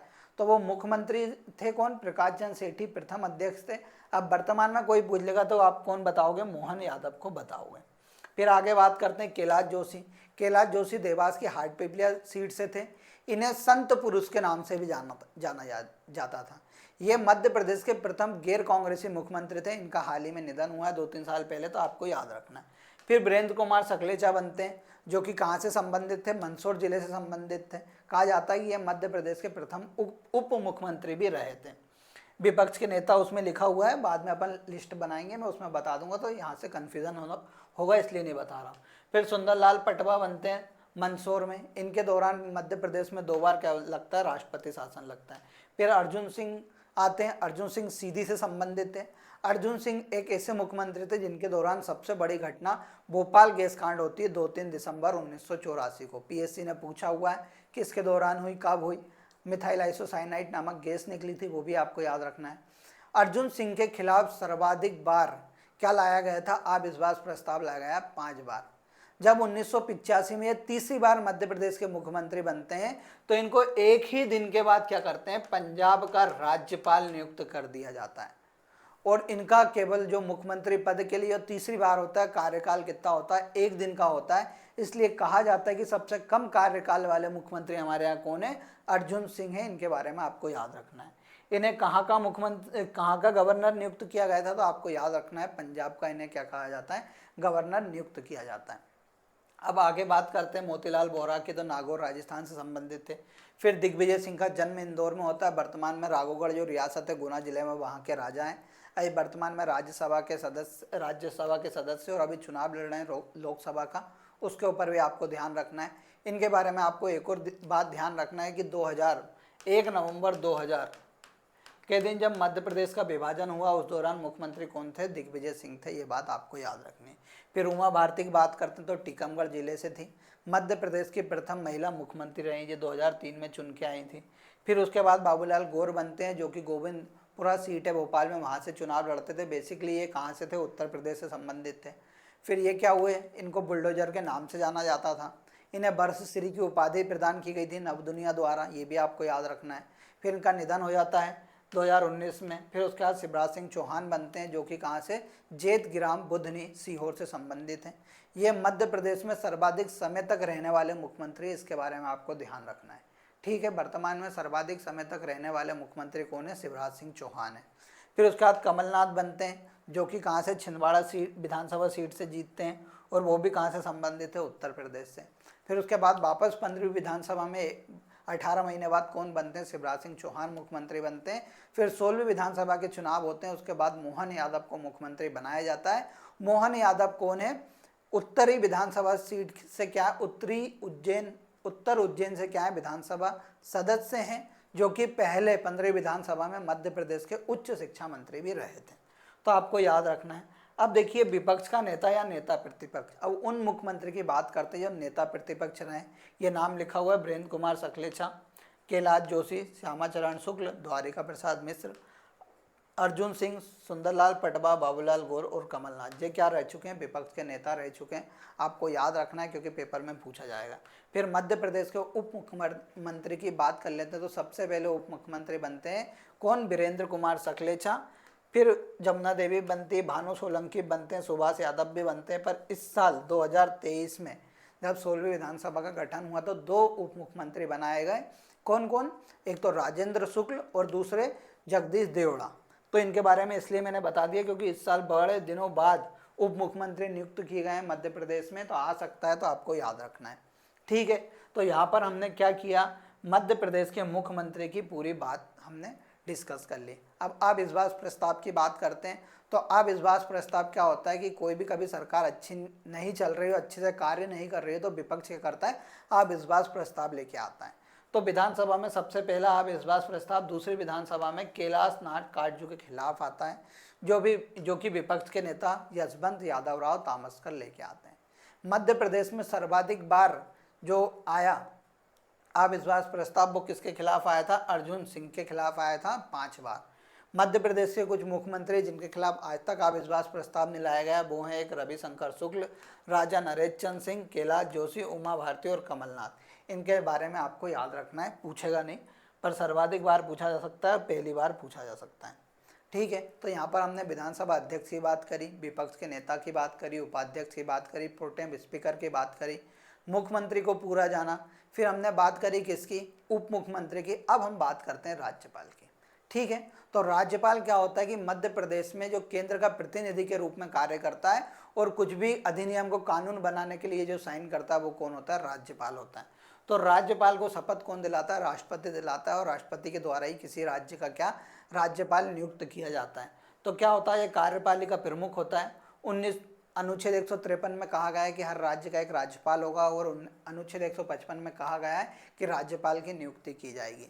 तो इसका कार्यकाल 5 होता है। ये सब आपने पढ़ रखा है तो इन सब बात के ऊपर बात नहीं करते हैं। हम बात करते हैं मध्य प्रदेश के राज्यपाल की, कि सर मध्य प्रदेश के पहले राज्यपाल कौन रहे। आगे मैं इसकी लिस्ट भी बताऊंगा।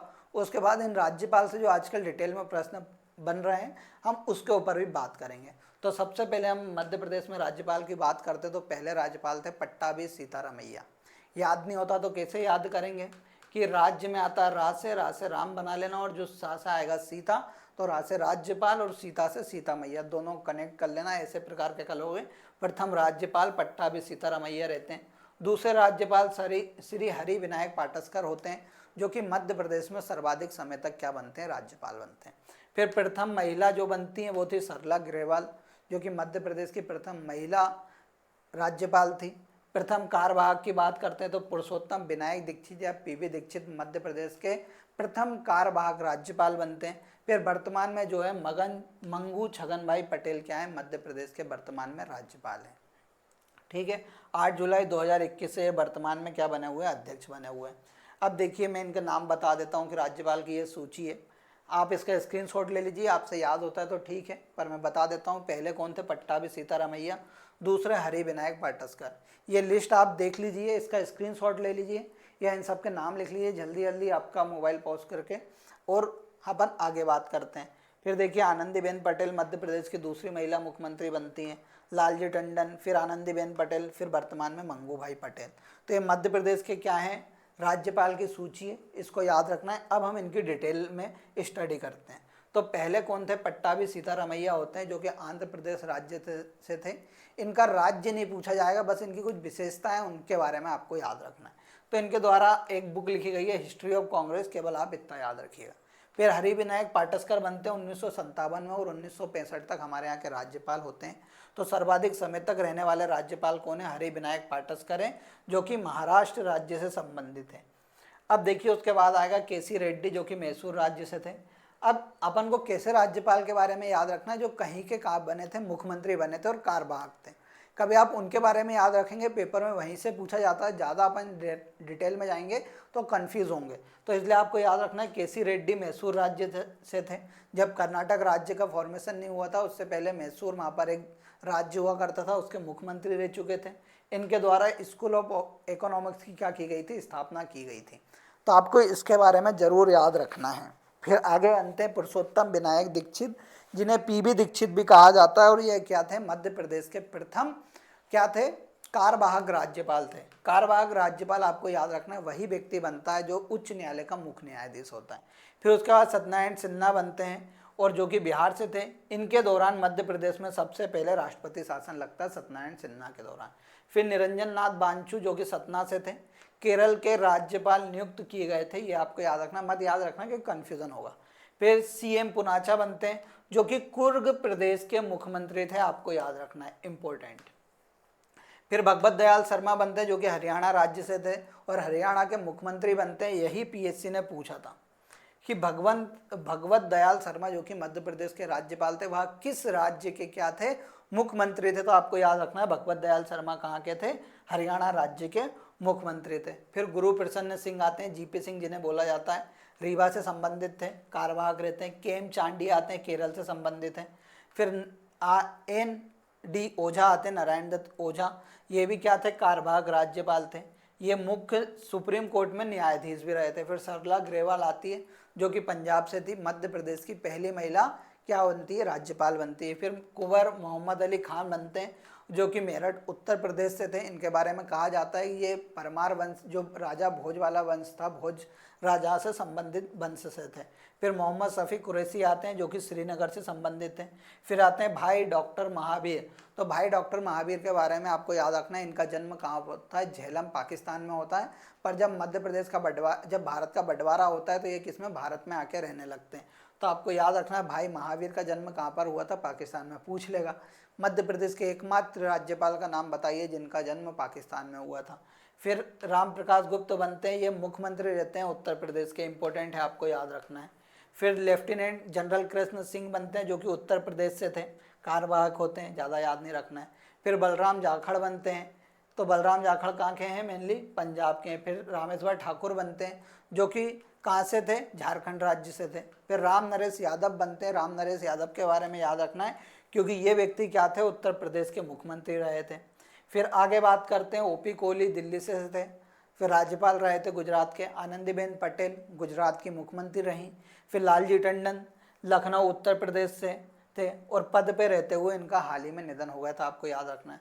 फिर छगन मंगूभाई पटेल या मंगूभाई छगन भाई पटेल इनका नाम है, 8 जुलाई 2021 को मध्य प्रदेश के राज्यपाल के रूप में शपथ लेते हैं और वर्तमान में क्या है, मध्य प्रदेश के राज्यपाल हैं, आपको याद रखना है। कुछ फैक्ट में बता देता हूँ कि जब मध्य प्रदेश का गठन हो रहा था, मध्य प्रदेश का पुनर्गठन हो रहा था 2000 में, उस दौरान मध्य प्रदेश के जो राज्यपाल थे उनका नाम क्या था, मुख्य रूप से डॉक्टर भाई महावीर था, जो कि पाकिस्तान से संबंधित थे। निरंजन नाथ वांचू और जीपी सिंह ऐसे राज्यपाल हुए जिनका संबंध कहाँ से था, मध्य प्रदेश से था, ये आपको याद रखना है। कारवाग राज्यपाल की बात करते हैं तो PV Dikshit, GP Singh, ND Ojha, ये व्यक्ति कौन थे, कारवाग राज्यपाल थे, और भी रह चुके हैं पर ये 3 का नाम आपको याद रखना है। फिर ऐसे राज्यपाल की हम बात कर लेते हैं जो अन्य राज्यों के मुख्यमंत्री रहे, इनको मैंने बाहर निकाल दिया क्योंकि यहाँ से प्रश्न आए थे, इसलिए मैंने इनको क्या किया, अलग किया हुआ है। तो आपको याद रखना है कि राम प्रकाश गुप्त उत्तर प्रदेश के थे, राम नरेश यादव उत्तर प्रदेश के थे, आनंदीबेन पटेल गुजरात की थी, भगवत दयाल शर्मा हरियाणा के थे, सीएम पुनाचा कुर्ग के थे और केसी रेड्डी मैसूर के थे। फिर कारवाग राज्यपाल पीवी दीक्षित पहले, जीपी सिंह, एनडी ओझा, जनरल कृष्ण मोहन सेठ, ओपी कोहली, आनंदीबेन पटेल, ये सब क्या है, कारवाग राज्यपाल रह चुके हैं। तो यहीं से प्रश्न आया था, निम्न में से कौन मध्य प्रदेश का कारवाग राज्यपाल नहीं रहा है, तो आपको याद रखना ये सभी क्या थे, कारवाग राज्यपाल के रूप में भी इनने काम किया है। तो दोस्तों यहाँ पर हमने क्या करा कि मध्य प्रदेश के राज्यपाल को भी कंप्लीट कर लिया, मुख्यमंत्री डिटेल में पढ़ा, राज्यपाल डिटेल में पढ़ा। अब मध्य प्रदेश में राष्ट्रपति शासन की बात करते तो मध्य प्रदेश में 3 बार राष्ट्रपति शासन लगा है, आपको याद रखना है। पहला लगा था कब, 5वीं और 6ठी विधानसभा के दौरान 1977 में, उस दौरान राज्यपाल थे सत्यनारायण सिन्हा और मुख्यमंत्री थे श्यामाचरण शुक्ल। दूसरा लगता है 6ठी और 7वीं के मध्य 1980 में, उस दौरान राज्यपाल रहते हैं भगवत दयाल शर्मा और मुख्यमंत्री कौन रहते हैं, सुंदरलाल पटवा। तीसरी बार 9वीं 10वीं विधानसभा में लगता है, जो सर्वाधिक समय तक लगता है, कब, 1 साल के लिए लगभग। उस टाइम जो राज्यपाल रहते हैं महमूद अली खान रहते हैं और मुख्यमंत्री कौन रहते हैं, सुंदरलाल पटवा। तो आपको याद रखना है 2 बार सुंदरलाल पटवा मुख्यमंत्री थे और 1 बार श्यामाचरण शुक्ल थे। ठीक है, तो दोस्तों यहाँ पर हमने क्या करी, मध्य प्रदेश की जो राजनीतिक व्यवस्था है उसके बारे में हमने बात कर ली। अब हम बात करते हैं स्थानीय स्वशासन के बारे में। ठीक है, तो आपको मैंने जितने भी फैक्ट बताए आपको याद रखना है, वो सभी फैक्ट सही हैं। ठीक है, अब हम बात करते हैं स्थानीय स्वशासन के बारे में। स्थानीय स्वशासन की बात करते हैं तो क्या होता है कि ग्रामीण क्षेत्रों में भी शासन पहुंचाया जा सके, वहाँ पर भी चुनाव हो, विकेंद्रीकरण, राजनीतिक विकेंद्रीकरण के लिए मध्य भारत में क्या लाया गया था, स्थानीय स्वशासन लाया गया, जिसके तहत ग्रामों में ग्रामीण स्तर पे और शहरों में शहरी स्तर पे 2 पंचायतों का गठन करने की बात कही गई। तो यह कैसे लागू हुआ धीरे धीरे मध्य प्रदेश और भारत में, हम उसकी बात करते हैं। तो देखिए क्या होता है कि 1957-58 में एक बलवंत राय मेहता समिति बनाई जाती है, जिसका मुख्य कार्य क्या रहता है, केंद्रीय विकेंद्रीकरण के लिए कार्य करना, उसके लिए रिपोर्ट देना कि हम भारत में कैसे पंचायतों का गठन किया कर सकते। तो 1958-59 के दौरान वो क्या करता है, अपनी रिपोर्ट सौंपते हैं। ठीक है, फिर उनकी रिपोर्ट के आधार पर क्या होता है, भारत में पंचायती राज सिस्टम लागू होता है, त्रिस्तरीय पंचायती राज व्यवस्था की वो बात करते हैं उनकी रिपोर्ट में, और उसी आधार पर मध्य प्रदेश भारत में क्या होता है, त्रिस्तरीय पंचायती राज की स्थापना होती है। सबसे पहले नागौर राजस्थान में क्या बनती, पंचायत बनती त्रिस्तरीय। अब सर मध्य प्रदेश में कैसे स्टार्ट हुआ, तो मध्य प्रदेश की कहानी सुनो। सबसे पहले आता है 1961। 1961 में पहले अपन ब्रिटिश कालीन बात कर लेते हैं, फिर नवीन बात करेंगे। तो ब्रिटिश कालीन से ही हमारे यहाँ पंचायती राज व्यवस्था देखने को मिली है। 1920 में होलकर रियासत में और 1920 के समथिंग मध्य प्रांत क्षेत्र में हमारे यहाँ क्या मेनली जो थी स्थानीय स्वशासन या पंचायती राज व्यवस्था चालू थी। पर क्या होता है, जब हम आज़ाद होते हैं फिर जो समिति बनती है उसकी समिति के अनुशंसा पर नागौर में खुलता है। फिर मध्य प्रदेश में बात करते हैं पंचायतों को खोलने के लिए, तो राज्य सरकार क्या करते हैं, 1961 में एक समिति का गठन करती है काशीराम पांडे की अध्यक्षता में। काशीराम पांडे समिति जो रहती है वो 1962 में गठित की जाती है और 1962 के बाद वह क्या करती है, रिपोर्ट सौंपती है और उसके आधार पर क्या होता है कि 1965 में पंचायत में सबसे पहले चुनाव होते हैं और जनपद पंचायत के भी चुनाव हुए 1971 में इसी समिति की अनुशंसा पर। ठीक है, फिर क्या होता है 1985 में वापस हमारे यहाँ एक समिति बनती है और उस समिति के आधार पर मध्य प्रदेश में त्रिस्तरीय पंचायती राज व्यवस्था लागू होती है। ठीक है। फिर क्या होता है, सरकार क्या करती है, एल.एम. सिंघवी समिति, एल.एम. सिंघवी समिति की अनुशंसा पर मध्य प्रदेश में क्या लाया जाता है, 73वां संविधान संशोधन संसद में पेश किया जाता है, वह पारित हो जाता है। उसके बाद राज्यों में उसे पारित करना होता है, तो मध्य प्रदेश के में भी उसे पारित करने के लिए कब, 73वां संविधान संशोधन जो था 10वीं विधानसभा में, कौन, प्रताप सिंह बघेल, जो उस दौरान कौन थे, पंचायत व ग्रामीण मंत्री थे, उनके द्वारा पेश किया जाता है 10वीं विधानसभा में 1993 में। तो 29 दिसंबर 1993 को, ये डेट याद रखना क्योंकि ये डेट पूछी गई एग्जाम में, इसलिए मैंने लिख रखा है। तो 29 दिसंबर 1993 में क्या होता है कि सबसे पहले इसको क्या किया जाता है, मध्य प्रदेश के विधानसभा में प्रस्तुत किया जाता है। 30 दिसंबर को इसको क्या दी जाती है, विधानसभा से पारित कर दिया जाता है। 24 जनवरी के दिन इसमें क्या होता है, 24 जनवरी 1994 के दिन राज्यपाल इसे स्वीकृति दे देता है, और 20 अगस्त 1994 को यह क्या होता है, पूरे मध्य प्रदेश में लागू हो जाती है त्रिस्तरीय पंचायती राज व्यवस्था। फिर 27 सितंबर 1994 में इसमें पहला संशोधन किया जाता है, जो कि ग्रामीण में जो बैठक होती ग्राम सभा की, उससे संबंधित था। उन डेट को आपको याद रखना है, आपके एग्जाम में पूछा जाता है। फिर पंचायतों के निर्वाचन की बात करते तो पंचायतों के निर्वाचन जो 243 जो अनुच्छेद है, उसके 243 के अंतर्गत क्या कहा गया है कि राज्य में राज्य निर्वाचन आयोग का गठन किया जाएगा, जिसके द्वारा राज्य में नगरीय प्रशासन साथ साथ ग्रामीण प्रशासन के चुनाव कराएगी। तो इसके द्वारा पंचायतों के चुनाव कराए जाते हैं 1994 में। हाल ही में 2023 में इसकी 6वीं बार इसने चुनाव कराए, किसके, पंचायतों के। तो आपको याद रखना है 6वीं बार चुनाव हुए थे, कब, 2023 में। ये एग्जाम में पूछा गया है, होने थे 2019 में, पर कोरोना काल था, उस दौरान हो नहीं पाए, तो 19 के कारण वो कब हुए, 2023 में हुए थे, आपको याद रखना है। फिर पंचायतों में आरक्षण की बात करते तो अनुच्छेद 243D के द्वारा पंचायतों में क्या, आरक्षण का प्रावधान किया गया है। 2007 में मध्य प्रदेश सरकार द्वारा पंचायतों में महिलाओं को 50% आरक्षण दिया गया, जो कि पहली बार जब 2009 में चुनाव हुए उसमें क्या मिला, उन्हें आरक्षण का लाभ मिला। अब आगे बात करते हैं नगरीय प्रशासन की। फिर हम बात करते हैं नगरीय स्वशासन की। तो मध्य प्रदेश में 3 स्तर पर नगरीय स्वशासन है। एक होता है नगर निगम, नगर पालिका और नगर परिषद। जो डेट मैंने उसमें बताई थी वही डेट आपको इसमें याद रखना है कि विधानसभा में 29 दिसंबर 1993 को लाए गए। फिर विधानसभा में पारित हो जाता है 30 दिसंबर के दिन। 1994 में 24 जनवरी के दिन राज्यपाल स्वीकृति देता है, और 20 अगस्त के दिन यह लागू हो जाता है। 3 स्तरीय नगरीय शासन चलता है। एक होता है नगर निगम, दूसरा होता है नगर पालिका, और तीसरी होती है कौन सी, हमारी नगर परिषद। तो वर्तमान में नगर निगम की बात करते हैं तो मध्य प्रदेश में 16 नगर निगम है। पहली नगर निगम जो थी वो जबलपुर जिले में खोली जाती है, कब, 1864 में, और दूसरी खोली जाती है इंदौर में 1920 में। भिंड और दतिया भी प्रस्तावित हैं, पर अभी जो चुनाव हुए 2023 के दौरान, उस दौरान कितनी सीटों पे चुनाव हुए थे, आपको याद रखना है 16 नगर निगम की सीटों पर चुनाव हुए थे। इसमें एक पद होता है महापौर का, और पहले एक पद होता था उप महापौर का। तो जो महापौर चुन के आते हैं, आपको याद रखना है डायरेक्ट चुन के आते हैं, यानी इनके लिए क्या करती है, जनता वोट डालती है। इनका भी निर्वाचन कौन कराता है, राज्य निर्वाचन आयोग कराता है। उप महापौर पहले हुआ करता था, पर 1999 में इस पद को क्या कर दिए गए, समाप्त कर दिए गए। तो 16 नगर निगम है, ये उनके नाम लिखे हुए हैं। इंदौर, देवास, उज्जैन, रतलाम, खंडवा, बुरहानपुर, मुरैना, ग्वालियर, सतना, रीवा, सागर, सिंगरौली, कटनी, जबलपुर, छिंदवाड़ा और भोपाल में क्या नगर निगम है। पहली महिला किन्नर महापौर कहाँ पर, कटनी में बनती है, जिनका नाम क्या होता है, कमला जान होता है। नगर पालिका तो वर्तमान में ये चुनाव हुए हमारे यहाँ कितने पे हुए हैं, 99 नगर पालिका सीटों पे चुनाव हुए थे। तो आपको याद रखना है वर्तमान में 99 नगर पालिका सीट है। पहली नगर पालिका 1907 में दतिया में खोली गई थी। कुल नगर परिषद की बात करते तो हमारे यहाँ 292 क्या है, नगर परिषद है। इसके बारे में भी आपको याद रखना है, ठीक है। तो यहाँ पर हमने क्या देख लिया, स्थानीय स्वशासन के बारे में भी देख लिया। अब हम यहाँ पर बात कर लेते हैं कि सर मध्य प्रदेश में जो भारत में जो संसद होती है, जिसके 2 हाउस होते हैं, एक राष्ट्रपति होता है, राज्यसभा होता है एक सदन, और एक सदन होता है लोकसभा। तो इन सदन का भी प्रतिनिधि राज्यों के मेंबर के द्वारा ही किया जाता है।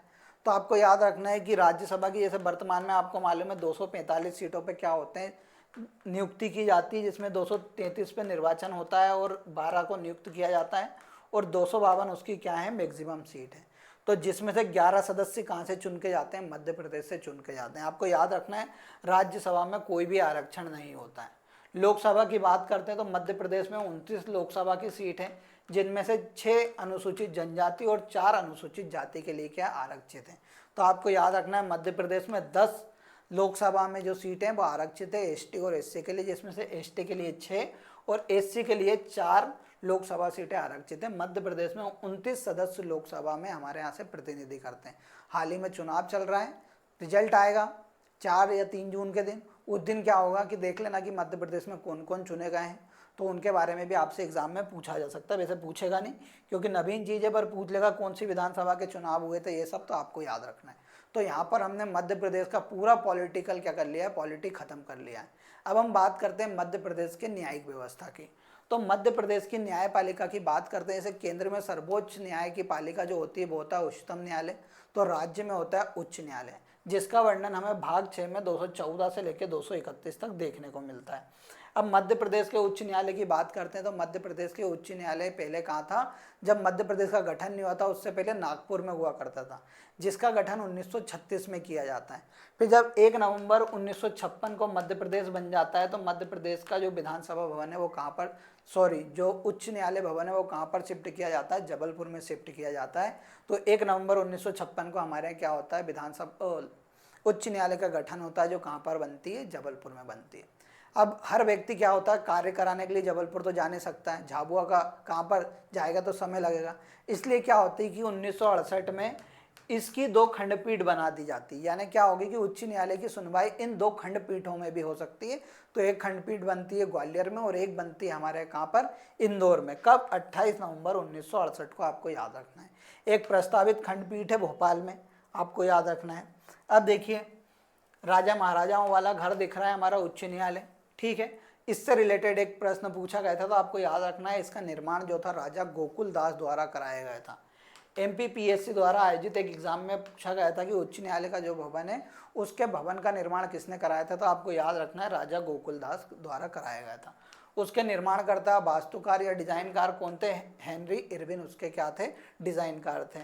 प्रथम मुख्य न्यायाधीश मोहम्मद हिदायतुल्लाह बनते हैं, और प्रथम मुख्य न्यायाधीश जो अभी वर्तमान में है, अभी रवि मलिमत का कार्यकाल खत्म होगा 24 तारीख के दिन, तो अभी कौन है, सील नागू को एक्टिंग चीफ जस्टिस हमारे यहाँ बना के पहुंचाया गया है। मध्य प्रदेश के उच्च न्यायालय में पहली महिला न्यायाधीश बन के आई थी, उनका नाम था सरोजनी सक्सेना। अब देखिए, हिदायतुल्लाह पहले कौन थे, उच्च न्यायालय के मुख्य न्यायाधीश थे, उसके बाद GP भट्ट आते हैं। फिर वर्तमान में कौन थे, अभी मैंने आपको क्या बता दिया, रवि मलिमत की जगह सील नागू को बनाया गया है। तो ये लिस्ट है, आप इस लिस्ट का स्क्रीनशॉट ले लीजिए, पूछेगा नहीं, पहला और वर्तमान के ही आप याद रख लीजिए, ज़्यादा दिमाग लगाने की ज़रूरत नहीं है। कुछ फैक्ट मैं बता देता हूँ जस्टिस मोहम्मद हिदायतुल्लाह के बारे में, जो उत्तर प्रदेश से संबंधित थे। ये सुप्रीम कोर्ट के पहले क्या थे, मुस्लिम मुख्य न्यायाधीश रहे थे। इनके बारे में इसलिए मैं लेके आया हूँ कि मुख्य न्यायाधीश रहे ये मुस्लिम।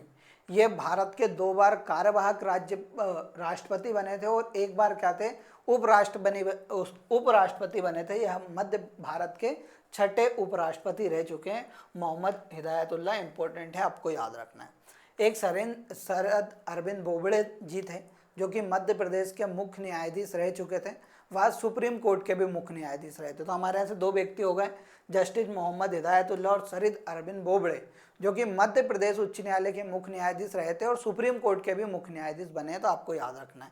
फिर मध्य प्रदेश के संबंधित उन व्यक्ति की बात करते हैं जो क्या सुप्रीम कोर्ट के मुख्य न्यायाधीश बने। तो एक है जगदीश शरण वर्मा, जो कि सतना से थे, और दूसरे थे RC लोहाटी, जो कि गुना से थे। और इन गुना वाले का जिनका हाल ही में 2022 में क्या हो गया, निधन हो गया, ठीक है। अब आगे हम बात करते हैं, रुकिए 1 मिनट।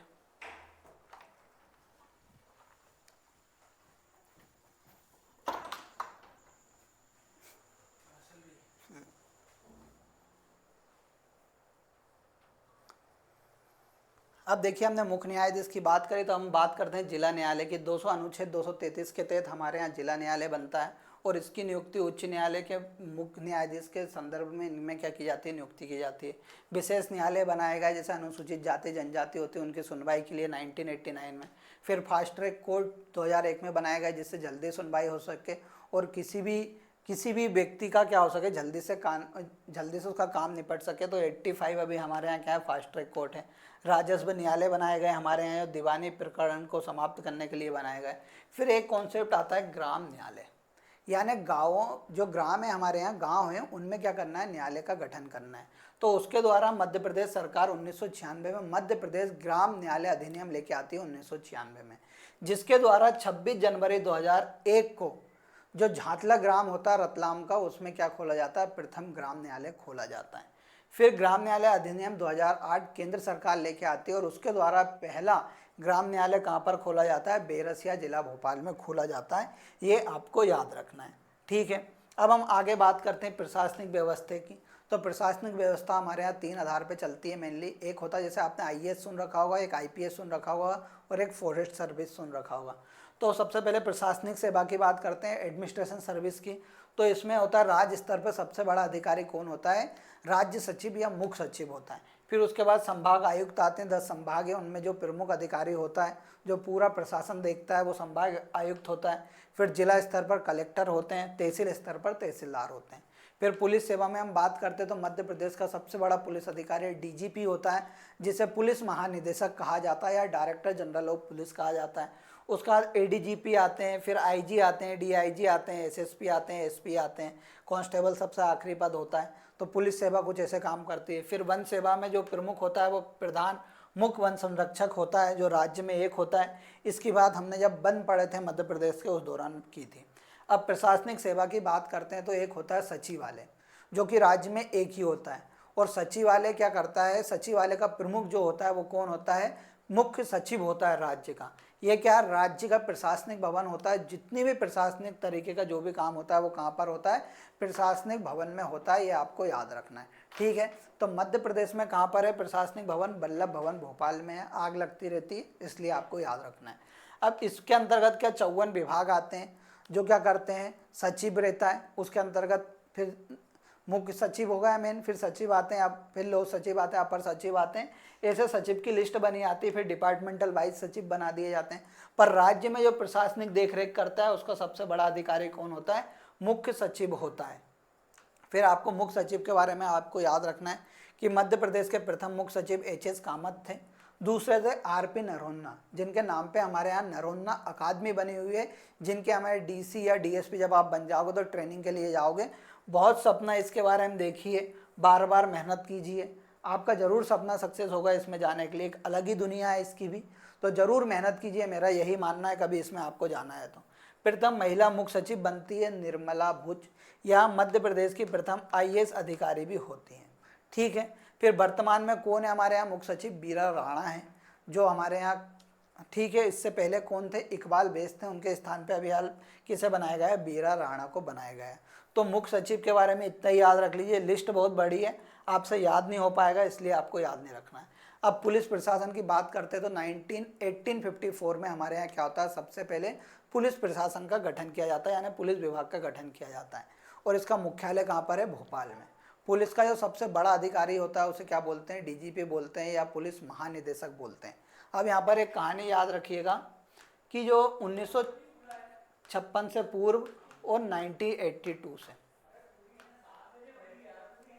तो 1982 से पहले क्या होता है कि राज्य में क्या होता है कि पुलिस का जो सर्वोच्च अधिकारी होता है उसे पुलिस महानिरीक्षक कहा जाता था, आईजी जिसे वर्तमान में बोलते हैं। तो पुलिस महानिरीक्षक पहले सबसे बड़ा अधिकारी होता था, पर 1982 में पुलिस महानिरीक्षक के पद को समाप्त किया जाता है और पुलिस महानिदेशक को मध्य प्रदेश का सबसे बड़ा पुलिस अधिकारी बनाया जाता है। तो पहले हम महानिरीक्षक की बात कर लेते हैं। तो पहले महानिरीक्षक थे बीजे घाटे, आपको याद रखना है। उसके बाद आखिरी महानिरीक्षक होते हैं बीपी दुबे। 1982 में पुलिस महानिदेशक का पद लाया जाता है मध्य प्रदेश में, जो कि पुलिस का सबसे बड़ा पद होता है। और उसके द्वारा बीपी दुबे मध्य प्रदेश के डीजीपी बनते हैं पहले। वर्तमान में डीजीपी की बात करते हैं तो राजीव कुमार शुक्ल कौन है हमारे यहाँ, सुधीर कुमार सक्सेना वर्तमान में कौन है, पुलिस महानिदेशक है। ये आपको याद रखना है, आ सकता है। अन्य रैंक के अधिकारी की बात करते हैं तो मध्य प्रदेश में 11 आईजी रेंज और डीआईजी रेंज कितनी है, 15 है। नहीं आएगा पर आप याद रख लीजिएगा, कभी याद होता है तो। फिर पुलिस कमिश्नरी सिस्टम हमारे यहाँ आता है मध्य प्रदेश में 2021 में 2 जिलों में, यानी एक तो हमारा इंदौर और एक भोपाल में क्या कमिश्नर सिस्टम लाया जाता है। जैसे मान लीजिए डीजीपी क्या है, मध्य प्रदेश का सबसे बड़ा पुलिस अधिकारी है। यह मध्य प्रदेश के गृह मंत्री को क्या करता है, अपनी रिपोर्ट सौंपता है। अब इन 2 राज्यों में क्या होगा, पुलिस कमिश्नर सिस्टम लागू होगा, तो इन दोनों राज्य के जो कमिश्नर होंगे वो रिपोर्ट डीजीपी को ना करते हुए सीधे किसको करेंगे, गृह मंत्री को करेंगे। क्यों लाया गया सर, क्योंकि जिले बड़े थे, जनसंख्या ज़्यादा हो रही थी, प्रशासन अच्छे से काम कर सके पुलिस प्रशासन, इसलिए इन दोनों जिलों में क्या करा गया है, कमिश्नरी सिस्टम लागू किया गया है कानून व्यवस्था को देखते हुए। अब वर्तमान में दोनों जिलों में कौन कमिश्नर है यही पूछा जा सकता है, क्योंकि इनकी नियुक्ति हाल ही में की गई है। तो आपको याद रखना है, भोपाल के जो कमिश्नर है वो हैं श्री हरि नारायण चारी मिश्र, और इंदौर के जो कमिश्नर है वो कौन है, राकेश गुप्ता हैं। तो इन दोनों के बारे में आपको याद रखना है। अब हम आगे बात करते हैं, कुछ संस्थाओं के बारे में बात कर लेते हैं। मध्य प्रदेश में जेल की बात कर लेते हैं। तो मध्य प्रदेश में 11 केंद्रीय जेल है, 12वीं प्रस्तावित है छिंदवाड़ा में। जिला जेल नहीं पूछेगा, खुली जेल नहीं पूछेगा। पहली खुली जेल कहाँ पर खोली गई थी, मुंगावली, जो कि वर्तमान में कहाँ पर है, अशोकनगर में। सबसे बड़ी केंद्रीय जेल कहाँ पर है, भोपाल में। पहला मेट्रो थाना आपको याद रखना है, हबीबगंज में खोला गया था। वो फालतू की बात है, पेपर में नहीं आएगी। फिर मध्य प्रदेश में संस्थाओं की बात करते हैं, यहाँ से पेपर में आता है। पंडित जवाहरलाल नेहरू पुलिस अकादमी कहाँ पर है, भोपाल में है, और सागर में है, 1906 में खोली गई थी। फिर रुस्तम जी सशस्त्र पुलिस प्रशिक्षण महाविद्यालय, जिसे आरआर केट के नाम से भी जानते हैं। जब आप यहाँ पर कहाँ पर एयरपोर्ट रोड की तरफ जाएंगे तो ये आपको देखने को मिलेगी इंदौर में। फिर मध्य प्रदेश पुलिस अकादमी भोपाल में। फिर स्वान प्रशिक्षण केंद्र यानी डॉग ट्रेनिंग सेंटर, जिसे कुत्ता प्रशिक्षण केंद्र लिखा हुआ है, मेनली कुत्ते को क्या बोलते हैं, पर्यायवाची होता है स्वान। तो स्वान प्रशिक्षण केंद्र कहाँ पर है, भोपाल में। केंद्रीय फोरेंसिक विज्ञान प्रयोगशाला, यहाँ से पीएससी ने पूछा है। वर्तमान में 4 स्थानों पर है, पहले सागर में थी, भोपाल में खोल दी, इंदौर में, ग्वालियर में। फिर एमपी पुलिस वाहन प्रशिक्षण केंद्र, जो कि ट्रेनिंग होता है व्हीकल से रिलेटेड, वो भोपाल में। राज्य पुलिस कंप्यूटर प्रशिक्षण संस्थान भोपाल में। एमपी पुलिस वायरलेस प्रशिक्षण संस्थान इंदौर में। जब आप ये यहाँ पर क्या बोलते हैं अपना मूसाखेड़ी तरफ जाएंगे, जब आपको वायरलेस एक चीज़ देखने को मिलेगी, वहाँ पर wireless police training centre Indore में। न्यू कांस्टेबल जो 6ठी बटालियन के ट्रेनिंग सेंटर जबलपुर में है। फिर आपको याद रखना है, एमपी पुलिस कॉलेज सागर में, अपराध अनुसंधान केंद्र सागर में, पुलिस मोटर वर्कशॉप प्रशिक्षण संस्थान रीवा में, जेल प्रशिक्षण केंद्र सागर में है। फिर पुलिस यातायात प्रशिक्षण केंद्र भोपाल में, जेल प्रशिक्षण एवं अनुसंधान केंद्र भोपाल में। आतंकवादी विरोधी प्रशिक्षण शाला जो स्कूल खोली गई है वो कहाँ पर खोली गई है, भोपाल में खोली गई है, जो कि देश की प्रथम है, आपको याद रखना है। अब हम बात कर लेते हैं लोकायुक्त। तो लोकायुक्त क्या होता है कि देखिए, जितने भी हमारे अधिकारी होते हैं, गवर्नमेंट अधिकारी, कहीं वो भ्रष्टाचार में लिप्त है तो उनकी जितनी भी जो भी जांच करता है वो कौन होता है, लोकायुक्त द्वारा की जाती है। इसका गठन 1982 में किया जाता है, लोकायुक्त संस्था का, मध्य प्रदेश लोकायुक्त अधिनियम 1981 के तहत। इसका मुख्यालय भोपाल है। वर्तमान में मध्य प्रदेश के सत्येंद्र कुमार सिंह कौन है, लोकायुक्त है। महाधिवक्ता की बात करते हैं तो राज्य का यह कानूनी सलाहकार होता है। वर्तमान में प्रशांत सिंह हमारे यहाँ कौन है, महाधिवक्ता है। फिर नीति आयोग की बात करते हैं, राज्य नीति आयोग की, तो मैंने आपको क्या बताया, 1972 में गठन हुआ था। प्रथम अध्यक्ष थे उसके प्रकाश चंद्र सेठी, और वर्तमान में कौन है, मोहन यादव है। उपाध्यक्ष कौन है, सचिन चतुर्वेदी है। फिर राज्य निर्वाचन आयोग की बात करते हैं तो संवैधानिक संस्था है, 243 के अनुच्छेद के तहत इसका गठन किया गया था 1 फरवरी 1994 को। यहाँ से पूछा जाता है तो आपको याद रखना है कि मध्य प्रदेश के प्रथम मुख्य निर्वाचन आयुक्त कौन थे, एन बी लोहानी थे, और वर्तमान में कौन है, बसंत प्रताप सिंह है।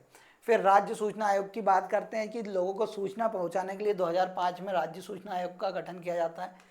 पहले TN श्रीवास्तव थे, और वर्तमान में अरविंद कुमार शुक्ला कौन है, मध्य प्रदेश के सूचना आयुक्त हैं। फिर लोक सेवा आयोग की बात करते हैं, जिसकी हम तैयारी कर रहे हैं, उसका गठन 1 नवंबर 1956 को राज्य पुनर्गठन अधिनियम की धारा 118(3) के तहत किया जाता है, और पहले अध्यक्ष थे DB रेगे, और वर्तमान में राजेश लाल मेहरा है। फिर राज्य मानव अधिकार आयोग की स्थापना 1995 में की जाती है। पर्यावास भवन में इसका मुख्यालय, जो कि भोपाल में है, और वर्तमान में कौन है, नरेंद्र कुमार जैन इसके कौन है, अध्यक्ष हैं। फिर बात करते हैं अन्य के, तो राज्य वित्त आयोग के हिम्मत कोठारी हैं। राज्य महिला आयोग का पद खाली है, क्योंकि शोभा ओझा ने क्या दे दिया था, वो दे दिया था अपना इस्तीफा। फिर रेरा के जो अध्यक्ष हैं वर्तमान में कौन है, AP श्रीवास्तव है। तो दोस्तों, यहाँ पर हमने मध्य प्रदेश के क्या प्रशासनिक की भी बात कर ली, और कुछ मैंने आपको संगठन भी बता दिए, जैसे कि निर्वाचन आयोग वगैरह। अब हम बात करते हैं सुशासन की।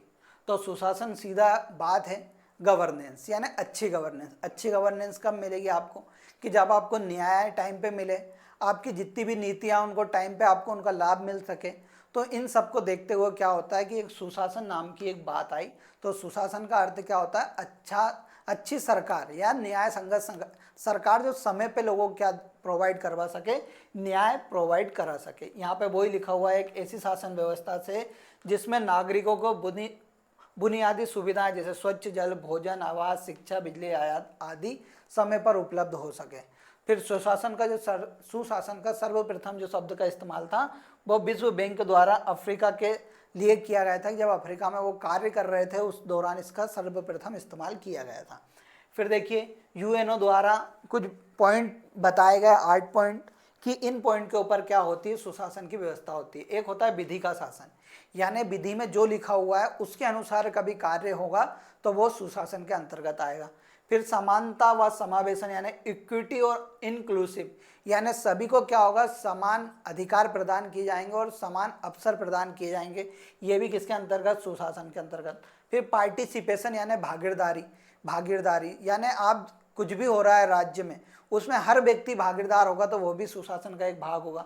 फिर रिस्पॉन्सिवनेस यानी अनुक्रियता, यानी आप जैसे मेरी कोई समस्या मैं लेकर सरकार के पास गया और सरकार ने मुझे जल्द से जल्द उस समस्या का निराकरण कर दिया तो वह भी एक प्रकार का सुशासन होगा। फिर उन्होंने बताया कॉन्शियसनेस ओरिएंटेड यानी बहुमत के आधार पर कोई चीज़ हम लागू करते हैं तो उसको भी उन्होंने क्या बताया, एक सुशासन बताया। फिर प्रभावशीलता या दक्षता, यानी आप कितने अच्छे से अफेक्टिव होके और एफिशिएंट होके कार्य कर रहे हैं सरकार, उसको भी सुशासन के अंतर्गत बताया।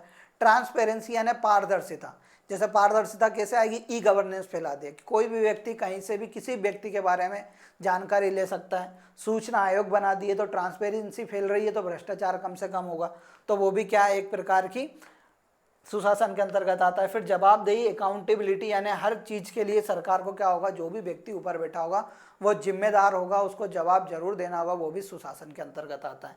फिर विश्व बैंक ने 6 आयाम बताए हैं, विचार और जवाबदेही मैंने बता दिया। फिर राजनीतिक स्थिरता और हिंसा का अभाव किसी देश में होता है तो वो भी किसमें, सुशासन के अंतर्गत आता है। सरकार की प्रभावशीलता, यानी सरकार किस प्रकार प्रभावित कार्य कर रही है, लोगों को जिसका फायदा मिल रहा है। फिर रेगुलेटरी क्वालिटी, यानी नियामक जो नियम कानून हो रहे हैं वो कितने गुणवत्तापूर्ण रूप से लागू हो रहे हैं, सुशासन के अंतर्गत आता है।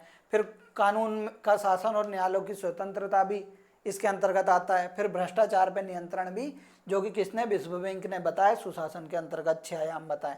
फिर उसके बाद सुशासन में हमें चुनौतियां देखने को मिलती है, जैसे अभी हमें न्याय की रक्षा हमारे यहाँ कम होती है, भ्रष्टाचार है, ये सब क्या है, चुनौतियाँ हैं। एम्प्लॉयमेंट है, रोजगार नहीं मिल रहा है, बेरोजगारी है, सशक्तिकरण की कमी है, सेवाओं की जो डिलीवरी हो रही है वो ज़्यादा समय में हो रही है, कैपेसिटी बिल्डिंग इतनी अच्छे से नहीं हो रही है, वुमेन एम्पावरमेंट हमारे यहाँ एक चुनौती है। फिर बढ़ती हुई हिंसा लगातार बढ़ रही है, वो भी एक घटना है। करप्शन है, न्याय में देरी, प्रशासन प्रणाली का केंद्रीकरण नहीं हो पा रहा है, शक्तियों का बंटवारा है। फिर राजनीति का अपराधीकरण वर्तमान में हो रहा है कि अपराधी भी क्या चुनाव लड़ रहे हैं। फिर सामाजिक आर्थिक रूप से पिछड़े लोगों को क्या हो रहा है, सशक्त नहीं किया जा रहा है। तो ये कुछ क्या है हमारे यहाँ चैलेंजेस हैं सुशासन को फैलाने के। तो अब मध्य प्रदेश में एक संस्था है, अटल बिहारी वाजपेयी सुशासन एवं नीति विश्लेषण संस्था। यह संस्था क्या कार्य करती है, मध्य प्रदेश में सुशासन को बढ़ावा देने के लिए कार्य करती है। और इसके जो अध्यक्ष होता है वो मुख्यमंत्री होता है, इसका एक उपाध्यक्ष भी होता है। तो वर्तमान में अध्यक्ष कौन है, डॉक्टर मोहन यादव हैं।